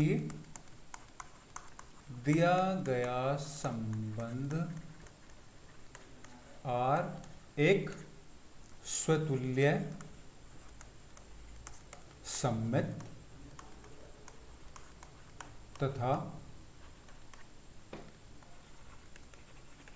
संक्रामक संबंध है, अतः दिया हुआ संबंध आर एक एक एक एक तुल्यता संबंध भी होगा, तुल्यता संबंध भी होगा, क्योंकि बेटा तीनों आ रहे हैं सही, तो तुल्यता तो होगा होगा होगा। ओके, तो बेटा जी अब क्या करेंगे, आप ब्रह्मास्त्र चलाएंगे और तीनों को यहाँ पे लिख देंगे, संबंध के प्रकार हाँ या नहीं, ठीक है बेटा जी। तो तीनों हैं तो तुल्यता भी होगा, ठीक है बेटा। आई होप समझ आ गया होगा, एक बार फिर से रिवाइज करा देता हूँ क्वेश्चंस को। सिद्ध कीजिए कि किसी कॉलेज के पुस्तकालय की लाइब्रेरी के समस्त पुस्तकों के समुच्चय ए में R equal x comma y such that x तथा वाई में पेजों की संख्या समान है। बेटा स्वतुल्य के लिए क्या करते हैं, उसी अवयव का संबंध उससे एक्स एक्स रखेंगे तो एक्स की में पेजों की संख्या एक्स के समान है, बिल्कुल सही है। रामायण में पेजों की संख्या रामायण में पेजों की संख्या के समान है, महाभारत में पेजों की संख्या महाभारत में पेजों की संख्या के समान है, गणित की बुक में पेजों की संख्या गणित की बुक में पेजों की संख्या के समान है, बिल्कुल सही है, स्वतुल्य है। सम्मित संबंध एक्स और वाई में पेजों की संख्या समान है ये बोल दो, या फिर वाई और एक्स में पेजों की संख्या समान है, सम्मित भी होगा। संक्रामक एक्स कोमा वाई हमें दिया हुआ होगा, वाई कोमा जेड हमें सही मानना है और एक्स कोमा जेड की जांच करनी है। एक्स और वाई में पेजों की संख्या समान है, वाई कोमा जेड में पेजों की संख्या समान है। बेटा जब एक्स और वाई में समान है और वाई और जेड में समान है तो एक्स और जेड में भी तो समान होगी, संक्रामक भी सही होगा। जब तीनों सही होंगे तो तुल्यता संबंध भी सही होगा, ठीक है बेटा जी, क्लियर। तो वो मैंने आपको बता दिया है। ओके, आई होप क्लियर हो गया होगा। सो बेटा let's move to question number 8। Question number 8 बोल रहा है सिद्ध कीजिए कि ए इक्वल एक समुच्चय दिया हुआ है जिसमें 1 2 3 4 5 एम में R equal A comma B such that mod a minus b सम है। बेटा मॉड ए माइनस बी के बीच की जो वैल्यू है कि वो सम आनी चाहिए, द्वारा प्रदत्त संबंध एक तुल्यता संबंध है। बेटा यहाँ पे रुक जाइए, तुल्यता संबंध है का मतलब क्या होगा कि तीनों संबंध सही होने चाहिए। तो पहले तो हमें सिद्ध करना है कि ये संबंध तुल्यता संबंध है। एक क्वेश्चन तो यहाँ तक बन रहा है। नेक्स्ट, प्रमाणित कीजिए, सिद्ध कीजिए कि 1 3 5 के सभी अवयव एक दूसरे से संबंधित हैं। बेटा जी 1 3 5 के जो सभी अवयव हैं एक दूसरे से संबंधित हैं, ये सिद्ध करना है। और समुच्चय 2 4, बेटा देखो यहाँ पे 1 2 3 4 5 है तो पहले 1 3 5 ले लिए, सारे इवन ले लिए, उसके सभी अवयव एक दूसरे से संबंधित है। समुच्चय 2 4 इसमें वो ले लिए, सॉरी 1 2 5 कैसे हैं हिंदी में बोलते हैं विषम, तो पहले विषम ले लिए, फिर समुच्चय 2 4 ये सम ले लिए, इसके सभी अवयव एक दूसरे से संबंधित है, ये सिद्ध करना है। इसको सिद्ध करना है 1 3 5 को और 2 4 को सिद्ध करना है। फिर परंतु 1 3 5 का कोई भी अवयव 1 3 5 का कोई भी अवयव 2 4 के किसी भी अवयव से संबंधित नहीं है। ये हमें 3 4 डेरिवेशन छोटे छोटे प्यारे प्यारे से करने हैं यहाँ पे, ठीक है, प्रूफ करना है। तो पहले तो हम सिंपली संबंध देखेंगे कि तुल्यता संबंध होगा कि नहीं होगा इसमें, तो करते हैं शुरू, ठीक है। एक एक करके इसको समझते जाएंगे और इसकी जो कोरोना की जो प्रॉब्लम है उसको ठीक करते जाएंगे। तो बेटा जी आर क्या है, R equal A comma B such that mod a minus b, क्या होगा मोड ए माइनस बी, सम होगा, सम है। बेटा देखो सबसे पहले आपको पता होना चाहिए कि मोड का मतलब क्या होता है, ए माइनस बी।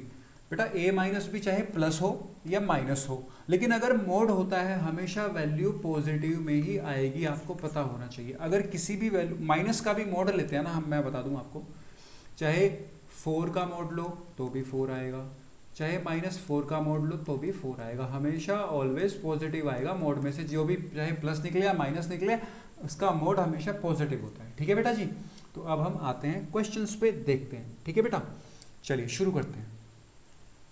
तो बेटा पहले संबंध आर निकाल लेते हैं, उससे सब कुछ समुच्चय दिया हुआ है और हमें ए की वैल्यू देखनी है कि 1 2 3 4 5 इनमें से कोई कम नहीं होनी चाहिए 1 से, और ना 5 से ज़्यादा होनी चाहिए। तो बेटा क्या है, सबसे पहले लिखा हुआ a माइनस बी सम होना चाहिए, तो हम a कोमा बी की वही वैल्यू रखेंगे जिसमें सम आना चाहिए। सम का मतलब 2 4 6 8 0 आनी चाहिए, है ना बेटा, कोई भी सम संख्या आनी चाहिए। तो देखते हैं क्या करते हैं हम।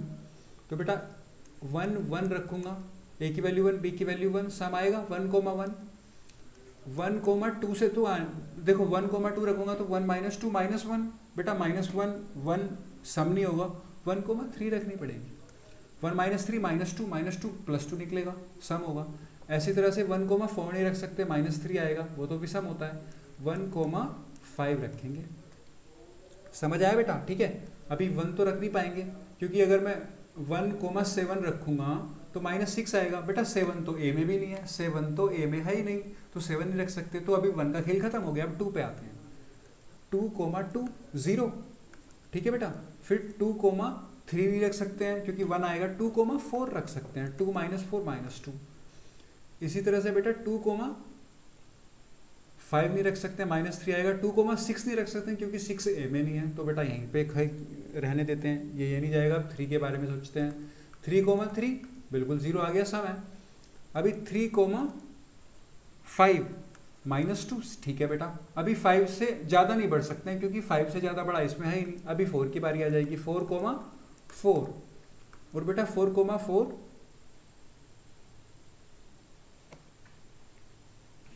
4 कोमा 4 0, और बेटा एक क्या आ सकता है, 4 कोमा 2 भी आ सकता है, 4 माइनस 2 2, 4 माइनस 2 2, लेकिन 4 कोमा 6 आ सकता है क्या, 4 माइनस 6 -2 होगा, लेकिन 6 तो है ही नहीं इसमें, तो 4 के साथ 2 ही वैल्यू आएंगी।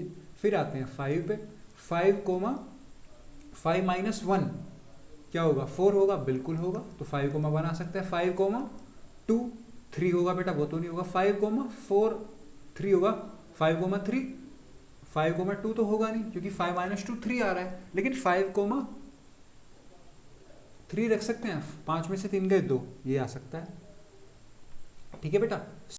5 कोमा 5 आएगा, 5 में से 5 गए 0, लेकिन 5 माइनस 6 1 आएगा, वो तो लेंगे नहीं। 5 कोमा 7 2 आएगा, वो लेंगे नहीं क्योंकि 7 समुच्चय ए में नहीं आ रहा है। तो बेटा अब तक आप पुट करना तो सीख गए होंगे। तो ये हमारे संबंध के सारे अवयव आ गए हैं जो भी समुच्चय ए से रिलेट करते हैं। कोई भी अवयव 1 से लेके 5 से बड़ा नहीं लेना, 1 से छोटा नहीं लेना, ठीक है बेटा। वही हम मैच करते करते, और सम आना चाहिए। देखो मैंने आपको बताया था संबंध क्या होता है। संबंध एक कथन होता है, जो अवयव इस कथन की पालन करते हैं वो संबंध में होते हैं, और जो अवयव इस कथन की पालन नहीं करते वो संबंध में नहीं होते हैं। तो बेटा हमें जो ए और बी के अवयव लेना है वो 1 2 3 4 5 समुच्चय ए में से होने चाहिए वो, और ये वाले कथन का पालन करना चाहिए, ए माइनस बी सम होना चाहिए। तो मैंने उसको करते करते करते करते इतने सारे कथन आए हैं। कैसे किया मैंने बता दिया बेटा। 1 माइनस 1 0 होगा, 1 माइनस 3 माइनस 2 भी सम होगा, 1 माइनस 4 भी सम होगा। 1 माइनस 2 क्यों नहीं लिया, 1 2 क्यों नहीं लिया, क्योंकि बेटा 1 माइनस 2 -1 होता है, वो तो विषम होता है, हमें तो सम चाहिए। 2 माइनस 2 0 होगा, 2 माइनस 4 -2 होगा, 3 माइनस 3 0 होगा, 3 माइनस 5 -2 होगा, 4 माइनस 4 0 होगा, 4 माइनस 2 2 होगा, 5 माइनस 1 4 होगा, 5 माइनस 3 2 होगा, 5 माइनस 5 0 होगा, और कुछ नहीं आएगा। तो बेटा ये अवयव आ गए हैं आर के। अब फटाफट से जांच करते हैं, सभी अवयव आर आपके पास हैं। अब जांच करते हैं स्वतुल्य की। बेटा जी स्वतुल्य की जांच करते हैं तो क्या होना चाहिए, 1 comma 1 2 comma 2 3 comma 3 4 comma 4 5 comma 5, यही तो होना चाहिए, क्योंकि बेटा 5 से ज़्यादा तो ले नहीं सकते। क्या ये सभी अवयव प्रेजेंट है, 1 comma 1 2 comma 2 3 comma 3, 1 comma 1 2 comma 2 3 comma 3 4 comma 4 5 comma 5 बेटा जी। इसलिए दिया गया संबंध आर, ये क्या करते हैं बेटा, आर से बिलोंग करते हैं। Okay, these belong to R, ये आर से बिलोंग करते हैं। तो क्या होगा बेटा, दिया जाता है दिया गया संबंध, दिया गया संबंध आर एक स्वतुल्य संबंध है, आर एक स्वतुल्य संबंध है, स्वतुल्य संबंध है। अभी बेटा सममित के बारे में जांच करते हैं, सममित संबंध के बारे में। तो बेटा सममित संबंध के बारे में देखते हैं। देखो बेटा,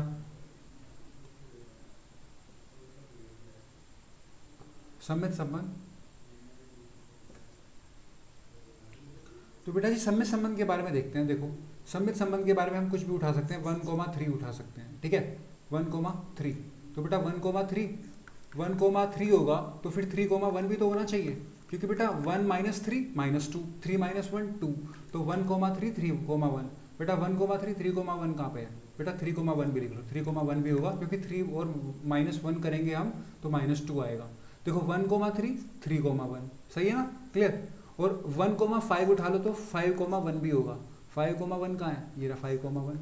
इसी तरह से 2,4 ले लो, 2,4 है, 4,2 भी होगा। तो दिखा दिया ना मैंने सममित के बारे में। इसी तरह से ठीक है बेटा 3,5 ले लो तो 5,3 भी होगा, सही है ना। तो कितने सारे तो सममित से मैच कर रहे हैं। तो 3,1 और फिर हमने लिया 5,3 3,5, ओके क्लियर। तो बेटा यहाँ पे क्या है 1,5 5,1 ये सब क्या कर रहे हैं, आर से बिलोंग कर रहे हैं। तो आर से बिलोंग कर रहे हैं तो दिया हुआ सममित संबंध होगा, दिया गया संबंध आर एक सममित संबंध आर एक सममित संबंध होगा, एक सममित संबंध होगा, एक सममित संबंध होगा, एक सममित संबंध होगा, ठीक है बेटा जी। तो स्वतुल्य भी है, सममित भी है। अब बात करनी है संक्रामक की, अभी बात करनी है संक्रामक की। तो बेटा संक्रामक के बारे में बात करेंगे। 1,3 3,1 ये है, ठीक है बेटा। आपने अभी देखा कि बेटा 1,3 है, 3,1 है, हमें तो 3 एलिमेंट चाहिए। तो बेटा 1 3 3 1, यहाँ पे देखो, इसको मानो A, इसको मानो B, ये होगा B, ये होगा C। देखो B की वैल्यू सही है तो C ये हो जाएगा। सो बेटा हमें संक्रामक के बारे में क्या होना होता है, A, B, B, C और C, A, इसके बारे में जांच करनी होती है। तो देखते हैं बेटा A, B हमने क्या माना 1,3, B, C क्या आ गया 3,1। तो बेटा ये क्या है A B B C, तो C सॉरी A, C संक्रामक में हम किसकी जांच करते हैं, A, C की, ना कि C, A। ओके अलजेब्रा में C, A लिखा जाता है तो बार बार वहीं पे माइंड जाता है C, A पे। तो A, C बेटा A की वैल्यू क्या है 1, A की वैल्यू क्या है 1, यहाँ पे देखो, इसमें देखो बस A की वैल्यू क्या है 1 और C की वैल्यू क्या है 1। तो 1,1। अब आप ये बताओ बेटा जी 1,3 3,1 और 1,1 ये तीनों 1 3 3 1 1 1 ये क्या संबंध आर से बिलोंग करते हैं। 1 1 आ गया, 1 3 आ गया, 3 1 आ गया, देखो आ गए ना तीनों। तो बेटा ये क्या होगा, ये बिलोंग्स टू आर, अतः दिया गया संबंध, अतः दिया गया संबंध आर एक संक्रामक संबंध है, ठीक है बेटा। क्योंकि तीनों अवयव आ गए यहाँ पे, आप ऐसे करके मैच कर सकते हो 1,3 3,1 A B B C, तो A C की वैल्यू ये आ गई, 1,1 भी होना चाहिए। तो अगर है तो होगा बिल्कुल, एक संक्रामक संबंध है, संक्रामक संबंध है। तो बेटा तीनों है ना, अगर तीनों हैं तो फिर तुल्यता संबंध भी तो होगा, क्योंकि दिया गया संबंध आर एक स्वतुल्य सममित तथा संक्रामक संबंध है, इसलिए संबंध आर एक तुल्यता संबंध होगा, तुल्यता संबंध होगा, सही है बेटा। तो एक तो प्रूफ कर दिया, एक प्रूफ कर दिया, और ब्रह्मास्त्र भी आप फिलअप कर सकते हो, हाँ नहीं। संबंध का प्रकार अब आप लिख लेना इससे आगे, संबंध का प्रकार तो सारे के सारे हैं, तुल्यता भी होगा, ठीक है बेटा। क्लियर। तो हमारा फर्स्ट क्वेश्चन कंप्लीट हो गया है, जो हमसे सिद्ध करवा रहा था कि तुल्यता संबंध है। अभी आगे कुछ और कहानियां बताई थी इसने, तो कुछ और कहानियों के बारे में बात कर लेते हैं, ध्यान देंगे। क्या कह रहा था वो, ये कह रहा था बेटा, एक तो यहां तक तो क्लियर हो गया, प्रमाणित कीजिए कि 135 के सभी अवयव एक दूसरे से संबंधित हैं। किसके? 135 के और 24 के, तो एक दूसरे से संबंधित हैं। लेकिन 135 का कोई भी 24 से संबंधित नहीं है, मतलब 135 के सभी अवयव 135 से संबंधित होंगे, 24 के सभी अवयव 24 से संबंधित होंगे। तो ठीक है बेटा, क्लियर। अब इसको देखते हैं। तो बेटा जी चलते हैं और आगे बढ़ते हैं। देखो बेटा, उससे पहले मैं आपको एक कॉन्सेप्ट कराता हूँ, आपको आता भी होगा और आप मैच करके देख सकते हो, क्योंकि because math is a magical subject और यहाँ बड़ा मजा आता है अगर अच्छे से पढ़ते हैं। तो बेटा देखो, आप कोई भी सम संख्या लो और उसमें से कोई भी सम संख्या माइनस करो, क्योंकि हमारा जो क्वेश्चन था मॉड a माइनस बी था ना, माइनस वाले की बात करेंगे, ठीक है बेटा। और सब आप अपने आप प्रूफ कर सकते हो। अगर मैं सम संख्या में से सम संख्या माइनस करता हूँ तो हमेशा मुझे सम मिलता है, हमेशा मुझे सम मिलता है। अगर मैं सम संख्या में से सम संख्या माइनस करता हूँ तो हमेशा मुझे सम मिलता है। ओके, आप कुछ भी रख के देख सकते हो, मैं आपको हेल्प कर देता हूँ। 4 माइनस 2 2, 12 माइनस 10 2, 24 माइनस 12 12। देखो सम में से सम माइनस कर रहा हूँ, सम मिल रहा है ना, सही है ना। ऐसे ही बेटा, अगर हम विषम में से विषम माइनस करेंगे, विषम में से विषम माइनस करेंगे, दिमाग लगाओ, अपने आप क्या आना चाहिए? सम आएगा। ठीक है बेटा जी। अगर हम सम में से सम माइनस करेंगे या विषम में से विषम माइनस करेंगे तो हमें हमेशा सम संख्या मिलेगी। ओके, ये कोई रटने वाली चीज नहीं है, ये आप अपने आप समझ सकते हो एक सेकंड में कैलकुलेशन करके। विषम में से विषम, चलो करते हैं। 27 माइनस 25 2 आ गया, 13 माइनस 7 6 आ गया, मजा आ रहा है ना। ओके, 9 माइनस 5 4 आ गया। तो हमेशा सम मिल रही है ना, दोनों केसेस में, दोनों केसेस में सम मिल रही है। ठीक है बेटा, इसका मतलब ये पर्टिकुलर जो आइडेंटिटी है वो सही है। तो बेटा सम में से सम माइनस करेंगे तो भी सम मिलेगा, विषम में से विषम माइनस करेंगे तो भी सम मिलेगा। अब देख लेते हैं यहाँ पे। अब बेटा ये तो सेम हो गया, आप थोड़ा इनको चेंज करते हैं। सम में से विषम करेंगे तो क्या मिलेगा, और विषम में से सम करेंगे तो क्या मिलेगा। जल्दी से देखो, माइंड लगाओ, यूज करो अपना माइंड। सम में से विषम करेंगे, बेटा सपोज करो 2 है सम और 1 है विषम। 2 माइनस 1 1, 1 क्या आया? विषम आया। विषम है 6 और विषम है 3, 6 माइनस 3 3 आया, तो विषम मिलेगी ना, विषम मिलेगा। और ऐसे ही विषम में से सम करेंगे तो भी विषम ही मिलेगी। ओके, विषम संख्या, ठीक है बेटा, विषम संख्या या सम संख्या, सही है, रटना नहीं है बिल्कुल भी, याद हो गया, मैंने आपको सिखा दिया सबके। ठीक है, तो इसकी एग्जाम्पल छोटा सा यहाँ ले लेते हैं, एक बॉक्स बना के, और इसका एग्जाम्पल यहाँ पे ले लेते हैं। तो बेटा सम में से विषम करेंगे, सम क्या है? 14 माइनस 7 7 मिल गई सम में से विषम की।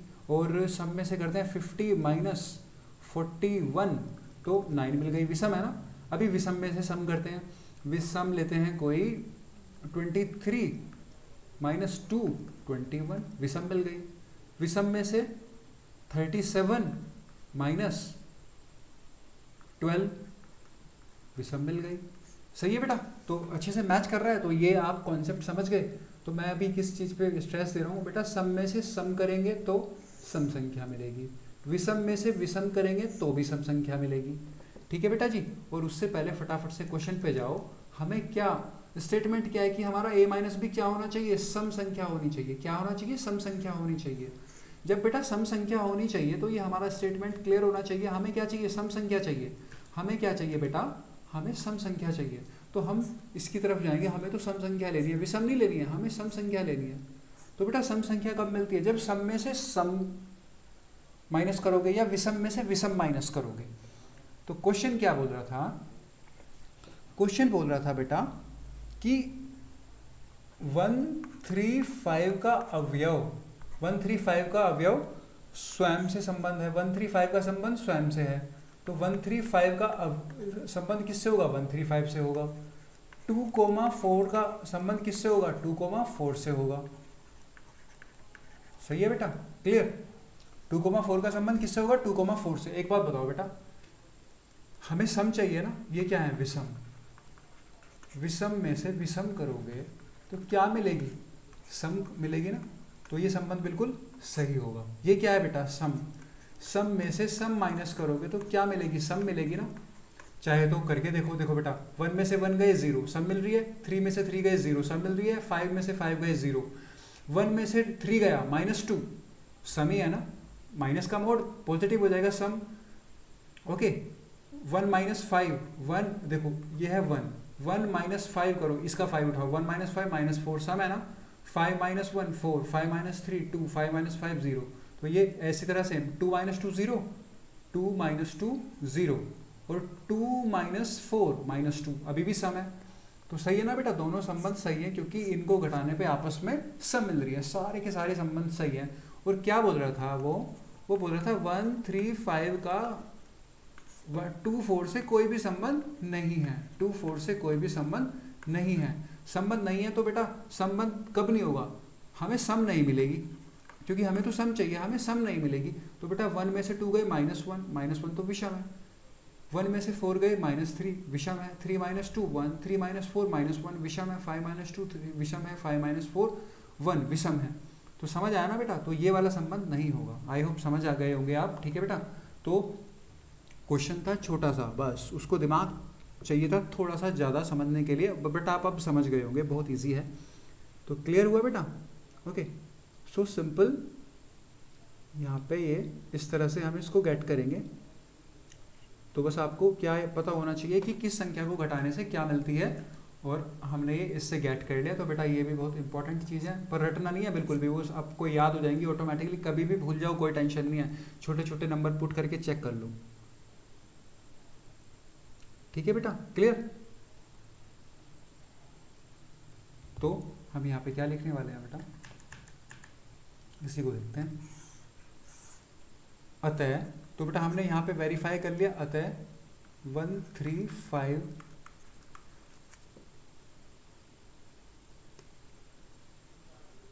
का संबंध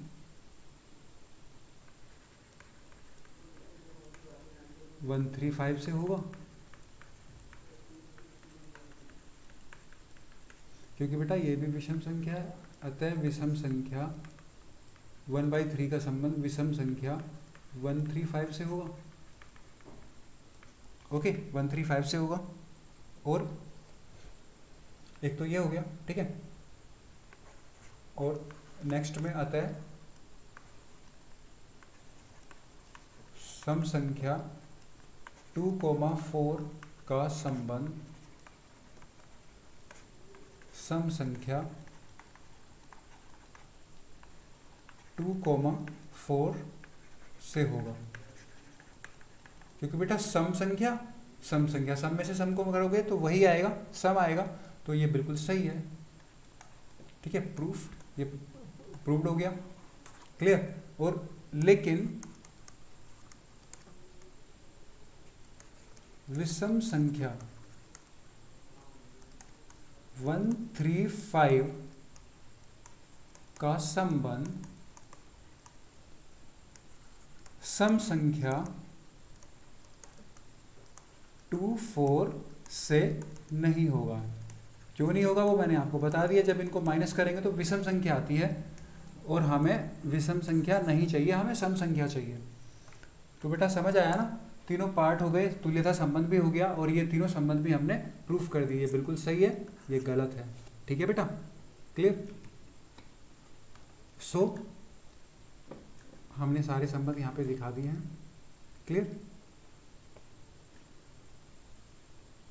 तो ये बेटा सही है बिल्कुल, ओके।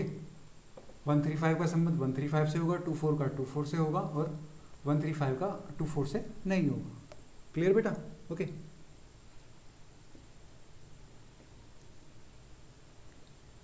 चलिए बेटा अभी क्वेश्चन नंबर 9 की तरफ मूव करते हैं, समझना ध्यान से, बहुत ही अच्छा क्वेश्चन है, मजा आएगा। सिद्ध कीजिए कि समुच्चय A = x belongs to Z, और ये कंडीशन दी हुई है, ब्रैकेट वाली जो ये सिंबल वाली जो कंडीशन दी हुई है, बड़ा है बराबर है, ये मैं समझाने नहीं वाला हूँ क्योंकि मैंने आपको समझा दिया बहुत डिटेल में, ठीक है बेटा। तो सिद्ध करवा रहा है कि प्रत्येक एक तुल्यता संबंध है, और प्रत्येक दशा में 1 से संबंधित अवयव ज्ञात कीजिए। तो बेटा यहाँ पे क्वेश्चन नंबर 9 जो है इसने 2 क्वेश्चन बना रखे हैं, फर्स्ट और सेकंड। फर्स्ट और सेकंड, तो पहले फर्स्ट पार्ट देखेंगे फिर सेकंड पार्ट देखेंगे, ठीक है बेटा। x बिलोंग्स टू जेड, बेटा जेड क्या होता है आपने पढ़ा होगा, जेड पूर्णांक को कहते हैं, पूर्णांक मतलब इंटीजर, और वो पूर्णांक क्या होना चाहिए, वो 0 के बराबर या 0 से बड़ा, 12 के बराबर या 12 से कम होना चाहिए। तो बेटा क्या लिख देंगे हम यहाँ पे, a की वैल्यू क्या होगी देखते हैं। a की वैल्यू होगी 0 से शुरू, 1 2 3 4 5 6 7 8 9 10 11 12। अब ये पता चल गया होगा मैंने 0 से 12 तक क्यों लिखा, क्योंकि बेटा मैंने आपको पढ़ा दिया है सिंबल के बारे में, इसलिए पढ़ाया ताकि आपको बार बार परेशान ना होना पड़े। तो बेटा पहले करते हैं फर्स्ट पार्ट को देखते हैं, ठीक है बेटा जी। चलिए शुरू करते हैं। फर्स्ट पार्ट को क्या बोल रहा है ये, r equal a comma B such that a mod a minus b, बेटा मोड a माइनस बी समझ गए ना, अभी जो सम संख्या वाला था फिर से मोड आ गया, मोड a माइनस बी 4 का गुणज है, 4 का गुणज है। 4 का गुणज का मतलब क्या होगा कि वो 4 से डिवाइड होगा, 4 से डिवाइड होगा, 4 का गुणज है मतलब 4 से डिवाइड होगा। तो बेटा करते हैं, पहले इसको देखेंगे कि ये तुल्यता संबंध है, पहले इसकी जांच करेंगे बाद में और चीज़ें देखेंगे। तो देखते हैं बेटा तुल्यता संबंध के लिए क्या होना चाहिए, अगर तुल्यता संबंध की हम जांच करेंगे, अगर हम तुल्यता संबंध की जांच करते हैं तो इसके लिए क्या होना चाहिए बेटा, a comma a belongs to r होना चाहिए, ओके। तो a comma a belongs to r होगा, तो बेटा इसका मतलब क्या होगा, b की जगह पे a रख दें तो क्या आएगा, 0 आ जाएगा, क्या आ जाएगा, 0 आ जाएगा। अभी बेटा देखना जरा, 0 4 का गुणज होगा, बिल्कुल 4 इंटू 0 क्या आता है, 0 होगा, ओके। 4 का गुणज का मतलब 4 का गुणज मतलब 4 से डिवाइड होना चाहिए, 4 का गुणज का मतलब है 4 से भाग होना चाहिए, 4 से भाग होना चाहिए, वही तो गुणज होता है। जैसे 4 के गुणज में लिखो यहाँ पे 0 तो हो जाएगा, क्योंकि 0 में गुना करेंगे 0 आ जाएगा, 4 1 जा 4 4 2 जा 8 4 3 जा, सिंपल। ये सभी 4 के गुणज हैं, ठीक है बेटा, ये सभी गुणज हैं, क्लियर। तो आ गया ना 0, तो ये तो 4 का गुणज है, 4 का गुणज है। तो अतः क्या पता चला इससे कि बेटा 4 का गुणज, मैंने आपको ये कॉन्सेप्ट बताया, इसको साइड में रखना। तो अतः दिया गया संबंध एक स्वतुल्य संबंध है, क्योंकि 4 का गुणज आ गया 0, अतः दिया गया संबंध R एक स्वतुल्य संबंध, एक स्वतुल्य संबंध है, एक स्वतुल्य संबंध है। तो बेटा ये स्वतुल्य संबंध है, क्लियर। अब हम आगे बढ़ते हैं, सममित संबंध के बारे में जांच करते हैं। और सममित संबंध में हमें क्या होना चाहिए, जो भी संबंध आना चाहिए उसमें 4 का गुणज होना चाहिए, मोड a माइनस बी क्या होना चाहिए, 4 का गुणज होना चाहिए। तो बेटा जी देखते हैं सममित संबंध के बारे में जांच करके, हमें पता है सममित संबंध क्या होता है, a comma b belongs to r, और अगर हम चेंज कर देंगे तो वही संबंध b कोमा a में होना चाहिए, ओके। तो देखते हैं, ठीक है।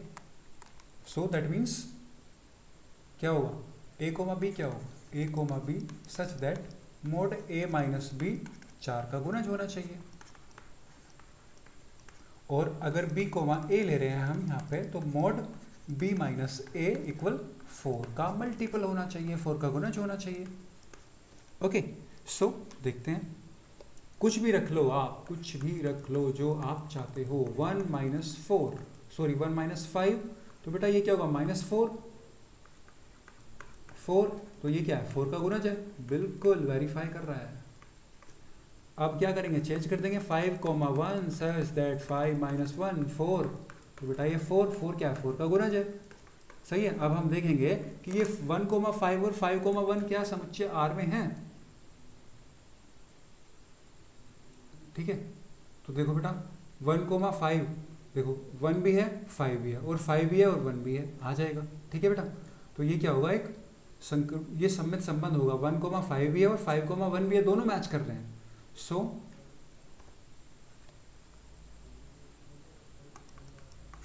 1 कोमा 5 बिलोंग्स टू R तथा 5,1 बिलोंग्स टू आर, अतः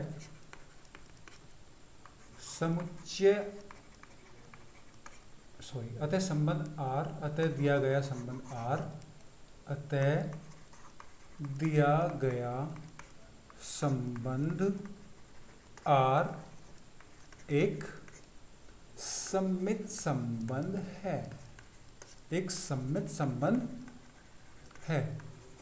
ओके बेटा, एक सममित संबंध है। क्लियर? तो सममित संबंध हो गया। अब नेक्स्ट बात करते हैं संक्रामक के बारे में। संक्रामक संबंध की बारे में जांच करते हैं। तो बेटा संक्रामक संबंध के बारे में देखते हैं। उसमें क्या है आपको पता है, बार बार मैं रिपीट कर रहा हूँ आपको प्रैक्टिस कराने के लिए, ताकि आप भूलो ना। बी कोमा सी हमें मानना है और ए कोमा सी की हमें जांच करनी है। ये संक्रामक संबंध होता है। ठीक है बेटा, अभी देखते हैं। ये होना चाहिए संक्रामक के लिए। ठीक, क्लियर? ये कंडीशन होनी चाहिए। ए कोमा बी का मतलब क्या हुआ? मोड ए माइनस बी जो आएगा वो 4 का गुणज होना चाहिए।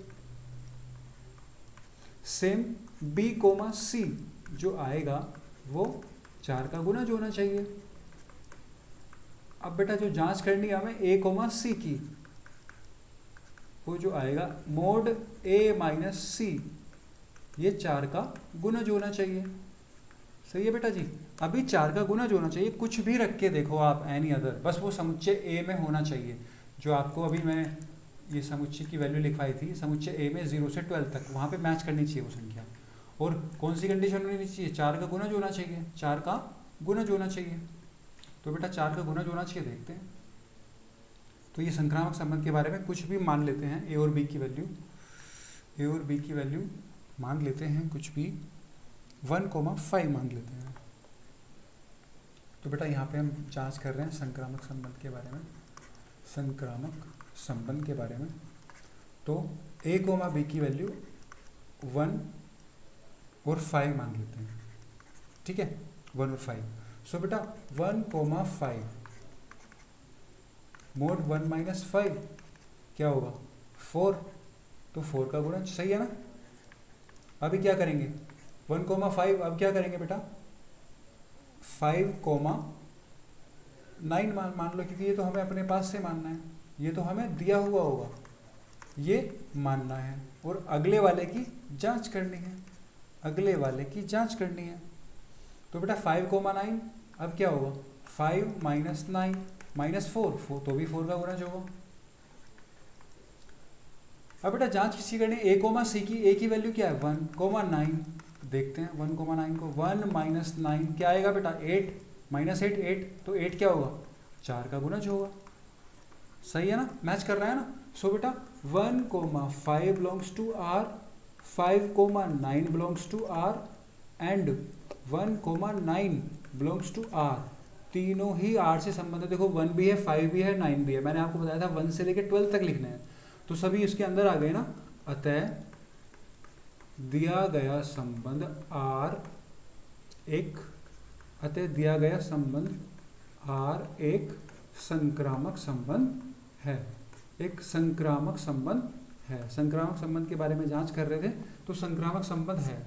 ठीक है बेटा जी? अब आप यहाँ पे देखो बेटा, ये संबंध स्वतुल्य भी आया है, सम्मित भी आया है और संक्रामक भी आया है। तो बेटा जब ये सम्मित स्वतुल्य भी है, सम्मित भी है और संक्रामक भी है, देखो स्वतुल्य भी है। ठीक है बेटा, तुल्यता संबंध के बारे में जांच कर रहे थे हम, तो पहले किसके बारे में जांच करेंगे? हम स्वतुल्य के बारे में जांच करेंगे, स्वतुल्य। ठीक है, ओके। यहाँ पे तुल्यता स्वतुल्य कर लेना, ठीक है, क्योंकि पहले हम स्वतुल्य के बारे में जांच कर रहे थे। स्वतुल्य भी आ गया, सम्मित भी आ गया और संक्रामक भी आ गया। तो बेटा अगर संक्रामक भी आ गया है, फिर अगर ये हो गया है, तीनों आ गए हैं, तो उसके बाद बेटा क्या होगा? तुल्यता तो ऑटोमेटिकली होगा। ब्रह्मास्त्र आप फिल कर लोगे इसको, ठीक है। तुल्यता तो ऑटोमेटिकली होगा। ठीक है बेटा, क्लियर?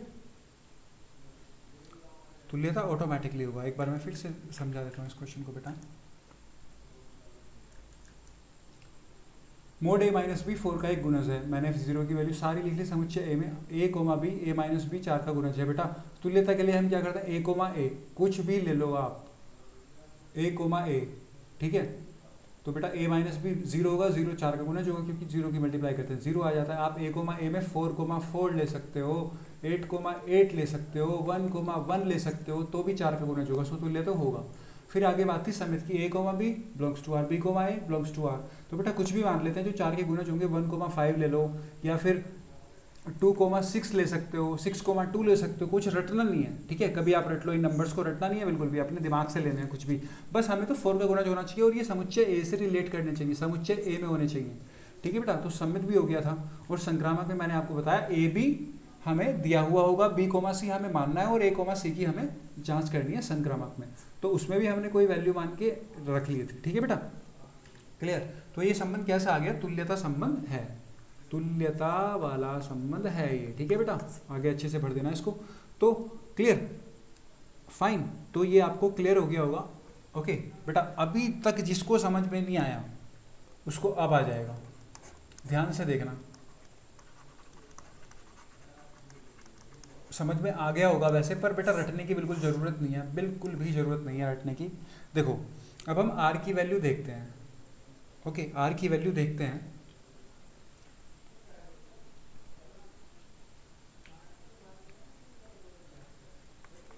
तो बेटा सेकंड वे को यहाँ पे करते हैं।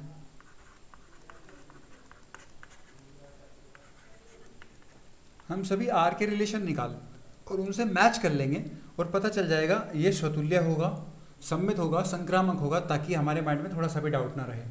तो बेटा देखो, पहले एक बार मैं क्वेश्चन रिवाइज करा देता हूँ। क्वेश्चन क्या था, क्वेश्चन बोल रहा था ये कि x बिलोंग्स टू जेड और a की वैल्यू 0 से लेकर 12 तक होनी चाहिए, और क्या होना चाहिए, मोड a माइनस बी क्या होना चाहिए, 4 का एक गुणज होना चाहिए, 4 का एक गुणज होना चाहिए। तो बेटा देखते हैं, 4 का गुणज होना चाहिए, तो ऐसी वैल्यू रखेंगे आर की कि 4 का गुणज होना चाहिए उनको। तो करते हैं शुरू। तो पहले हम यहाँ पे रखते हैं बेटा, अगर 4 का गुणज रखना है, अगर 0 रखेंगे तो अगली वैल्यू क्या होना चाहिए, 4 होना चाहिए। फिर अगर 0 रखेंगे तो अगली वैल्यू क्या होना चाहिए, 8 होनी चाहिए, क्योंकि 0 माइनस 8 4 का गुणज है। फिर 0,12 होना चाहिए, समझ आया ना बेटा, 0,12 होना चाहिए। और एक और हो सकती है 0,0 भी तो हो सकती है, क्योंकि 0 में से 0 गया 0, और 0 में से 0 जब जाएगा तो 0 ही तो आएगा, और 0 क्या होता है, 4 का गुणज होता है, अभी तो हमने स्वतुल्य में देखा था ये। तो 0,0 भी रख सकते हैं, ठीक है बेटा। मैं सारी वैल्यू यहाँ पे लिख के दिखा रहा हूँ ताकि आपको सभी मैच हो जाए। तो 0 के साथ तो ये वाली वैल्यू आएगी, सही है बेटा, 0 के साथ ये वाली वैल्यू आएंगी। अभी 0 के बाद शुरू करते हैं 1 को। अभी ध्यान से देखना, 1,1 हो सकता है, बिल्कुल हो सकता है। ओके, 1,1 हो सकता है बेटा। 4 का गुणज होना है, तो 1 का रिलेशन किससे बनेगा, 2 से तो बनेगा नहीं। 1 - 2 - 1 ये तो नहीं होगा। 4 का गुणज 1,3 - 2 ये भी नहीं होगा। 1,4 1 - 4 - 3 ये भी नहीं होगा। 1 - 5 - 4 ये 4 का गुणज होगा। तो और कौन सा होगा, 1,9 होगा, -8। 1,7 क्यों नहीं होगा, 1 - 7 - 6 क्या 4 का गुणज है, समझ आया ना बेटा। 1,9 के बाद 1,12 पे जाएंगे तो -11 आएगा, ये भी नहीं होगा। 12 से आगे जा नहीं सकते हम, तो अभी 2 की बारी है, 2,2। अभी 2 के बाद क्या होगा, 4 का गुणज होना चाहिए। 2 माइनस बेटा 4 क्या लेंगे, 2 - 3 नहीं ले सकते, -1। 2,4 नहीं ले सकते, -2। 2,5 नहीं ले सकते, -3। 2,6 ले सकते हैं, -4, क्योंकि 4 का गुणज होना चाहिए। ओके, इसके बाद लेंगे बेटा 2,10 -8 हो जाएगा। 2,12 नहीं ले सकते, -2 हो जाएगा, वो 4 का गुणज नहीं होगा, ठीक है बेटा। अभी 3 की खत्म, 3,3। तो 3 के साथ क्या होगा कि 4 का गुणज, 3,3 - 3 0 बेटा 4 आना चाहिए, तो 3,7 लेंगे, -4 आएगा। ओके, 7 के बाद 3,11 ले सकते हैं, -8 आ जाएगा, वो 4 का गुणज है, सही है। इसी तरह सेम 4 - 0 4 आएगा, 4,4 0 आ जाएगा, 4,8 -8 आ जाएगा, और 4,12 -8 आ जाएगा, सही है ना। ओके, तो यहाँ होगा, 12 से आगे जा नहीं सकते हैं। अभी 5 की बारी है, तो बेटा 5 की बारी है, 5,0 5,1 सही है ना। ओके सॉरी, 5,0 नहीं आएगा, 5 - 0 तो 5 आ जाएगा, 5 - 0 तो 5 आ जाएगा। ओके, तो ये हमने गलती से गलत लिख लिया, आपको भी गलत नहीं लिखना है बेटा। ये तो बहुत इजी है, बस हमें सोचते जाना, लिखते जाना, बाद में मैच करते चले जाएंगे, फिर देखो कितना आसान होगा। ठीक है। सो कहाँ पे होगा, 5,1 से स्टार्ट होगा। 5 - 1 4 हो गया। अभी और क्या ले सकते हैं, 5 - 1 और बेटा 5 - 1 4 हो गया, तो 5,5 ले सकते हैं। ठीक है, 5,5 फिर 5,9 5 - 9 -4 और 9 से आगे 12 तक तो नहीं होगा, -7 होगा तो 12 नहीं लिया जाएगा। अभी 6 की बारी आ जाएगी। 6 बेटा 6 -1 -5 होगा। 6,2 4 हो जाएगा। ठीक है, 6,2 4 हो जाएगा। फिर 6,6 आएगा 0, और तो कोई वैल्यू नहीं आएगी 6 के साथ। फिर 7 के साथ देख लेते हैं। 7, 0 7 - 0 7 7 - 1 6 7 - 2 5 7 - 3 7 के साथ 3 आएगा। 7 के साथ 7 आ जाएगा 0। ओके, 7 के साथ 11 आ जाएगा। 7 - 11 -4। ठीक है बेटा, 12 तक जाना है, 12 तक जाना है। ठीक है बेटा, तो अच्छे से देखते रहिए। फिर 8 के साथ क्या होगा बेटा, 8 - 0 8 बिल्कुल 4 का गुणज है। समझ आया ना बेटा, 8,0 आ गया। अभी 8,0 के बाद क्या आएगा, 8,4 आएगा। इसके बाद 8,8 आएगा। इसके बाद 8,12 आएगा -4। 8 के साथ ये पेयर बनेंगे। क्लियर। उसके बाद 8 के खत्म हो गए। 9,0 तो लेंगे नहीं क्योंकि 9 आएगा। 9,1 ले सकते हैं। 9,1 8 9,1 और 9,5 ले सकते हैं 4। 9,5 ले सकते हैं। 9,9 भी ले सकते हैं। 9,12 नहीं ले सकते हैं क्योंकि -3 आ जाएगा। 9 भी खत्म हो गया। अभी 10 के बारे में आते हैं। 10 - 2 8। ओके, 10 - 2 8 और बेटा 10 - 6 4। 10 - 10 0। 10 - 12 -2 ये तो आएगा नहीं। 10 भी खत्म हो गया। अब 11 के बारे में आते हैं। 11 - 3 8। 11 सोचो 7। 11 - 7 4। 11, 11 0 और तो कुछ आएगा नहीं। 12 - 1 12, 0 बिल्कुल है। 12, 0 आ जाएगा बेटा। 12 में से 4 गए 8। बस हमें तो 4 का गुणज लेना है, वो वाली संख्या लेनी है। 12, 4 8। 12, 8 4। 12, 12 0। सही है बेटा, सारे कवर हो गए। देखो कितने सारे संबंध आए हैं। ठीक है बेटा, मैंने आपको ये सारे के सारे संबंध लिखा दिए जो इस क्वेश्चंस में आएंगे। कितने सारे हो गए हैं, मैंने सिर्फ आपका माइंड चलाने के लिए लिखा है। एग्जाम में ऐसे करने की कोई ज़रूरत नहीं है, वो आप बस सीखने के लिए। तो बेटा देखते हैं अभी स्वतुल्य के बारे में हमने क्या लिखा था कि स्वतुल्य होना चाहिए 0 0, फिर आएगा 1 1, फिर आएगा 2 2, फिर 3 3 4 4 5 5 6 6 आ रहे हैं ना सब। 7 7 8 8 9 9 10 10 11 11 12 12 स्वतुल्य के मैच हो गए। फिर सम्मित के बारे में देख लेते हैं बेटा। देखो 0,4 4,0 0,8 8,0 सही है ना, सम्मित भी है। क्लियर। और संक्रामक के बारे में हमने अभी क्या क्या लिया था। ठीक है, संक्रामक में लिया था हमने अभी 1 5 1 9 1 5 5 9।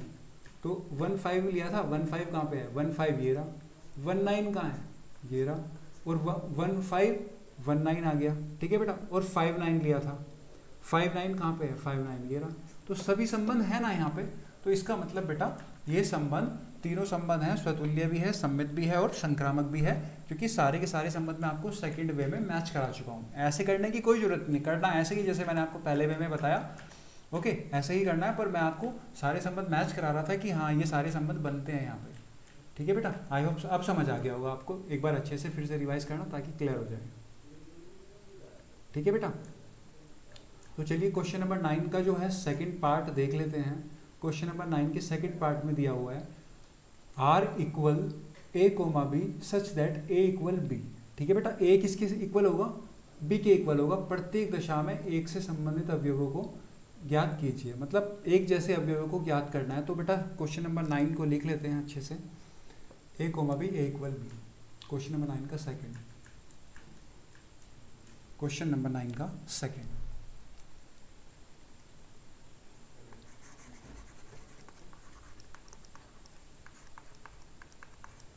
आर इक्वल क्या गिवन है हमें, आर इक्वल गिवन है A comma B such that A equal B, ये है। और क्या बोल रहा है, प्रत्येक दशा में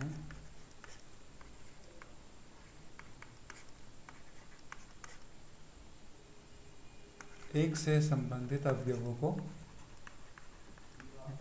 ज्ञात कीजिए, एक से संबंधित अवयवों को ज्ञात कीजिए। इससे आसान कोई क्वेश्चन नहीं हो सकता। मतलब बेटा एक जैसे अवयव ज्ञात करने हैं, बिल्कुल एक जैसे। एक जैसे क्या होते हैं, स्वतुल्य वाले।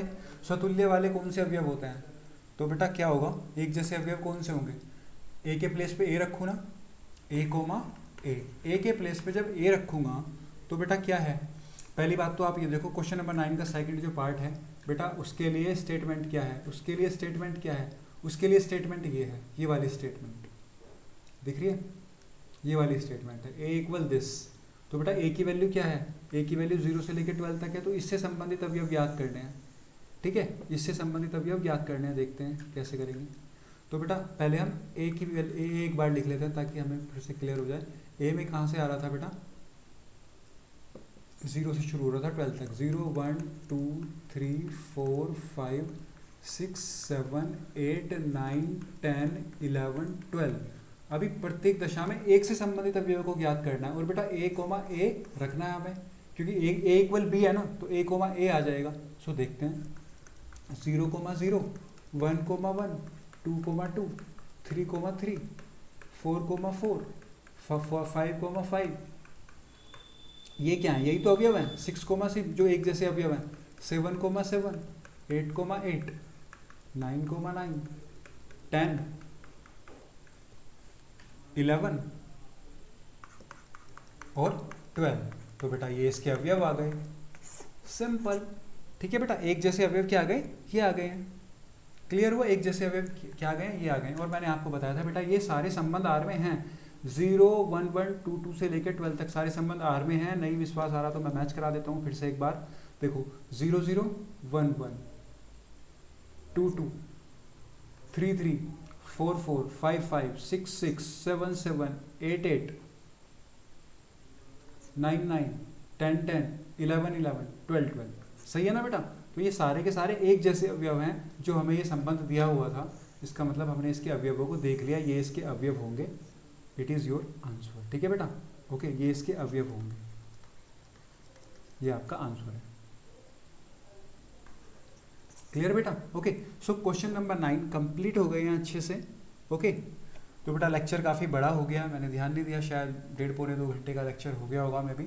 ओके, तो आप अच्छे से अटेंड करिएगा ये क्वेश्चन और एक बार अच्छे से समझ के रिवाइज कीजिएगा। और तब भी रिवाइज करो तो काफ़ी सारे पेजेस हो गए होंगे, उनको स्लॉट्स में रिवाइज करना। 30 मिनट से ज़्यादा वीडियो नहीं देखना है, स्लॉट्स में वीडियो देखना ताकि आराम से अच्छे से समझ आए। ठीक है बेटा, क्लियर। तो बस ये जो संबंध है, अगर आपने ये समझ लिया संबंध, तो ये संबंध वाला जो ये एक्सरसाइज है वही ज़्यादा टाइम टेकिंग है। बाकी सब तो बिल्कुल बहुत आसान है, बहुत अच्छे से समझ में आएगा, बहुत इजीली समझ आएगा।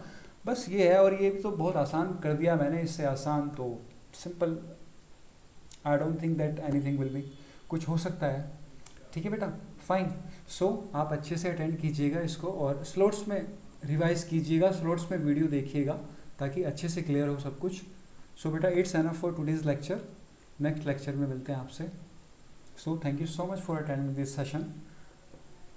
Keep preparing, keep smiling. और बेटा अच्छे से पढ़ते रहो, अच्छे से पढ़ते रहो, और साथ के साथ जो लेक्चर में आप अच्छे से अटेंड कर रहे हो उसको साथ के साथ रिवाइज करते रहो, प्रैक्टिस करते रहो।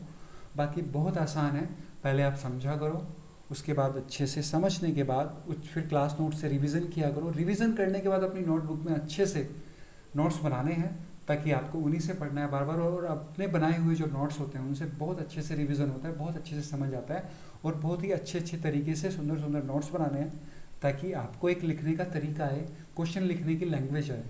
ठीक है बेटा, फाइन। तो टाइम टू टाइम मैं आपको गाइड करते रहता हूँ, वो आपको फॉलो करना है। अगर आप फॉलो करोगे तो डेफिनेटली बहुत अच्छा स्कोर आएगा आपका बोर्ड एग्जाम में। और सिंपली आप स्कोर के लिए ही इतना ज़्यादा अच्छे से पढ़ रहे हो, इतना कंसिस्टेंटली आप लेक्चर अटेंड कर रहे हो या नहीं कर रहे हो, और मुझे नहीं पता, मैं तो आपको टेस्ट में देखूंगा कि what are you doing right now. ठीक है बेटा, so thank you so much for attending this session once again. So nice meeting you for the next lecture. और तभी भी नेक्स्ट लेक्चर होगा उसको देखते हैं बेटा। नेक्स्ट में क्वेश्चन नंबर 10 से फिर रेज्यूम करेंगे। क्वेश्चन नंबर 9 अभी कंप्लीट हुआ है। ओके, सो बेटा nice meeting you for the next lecture. Have a great day.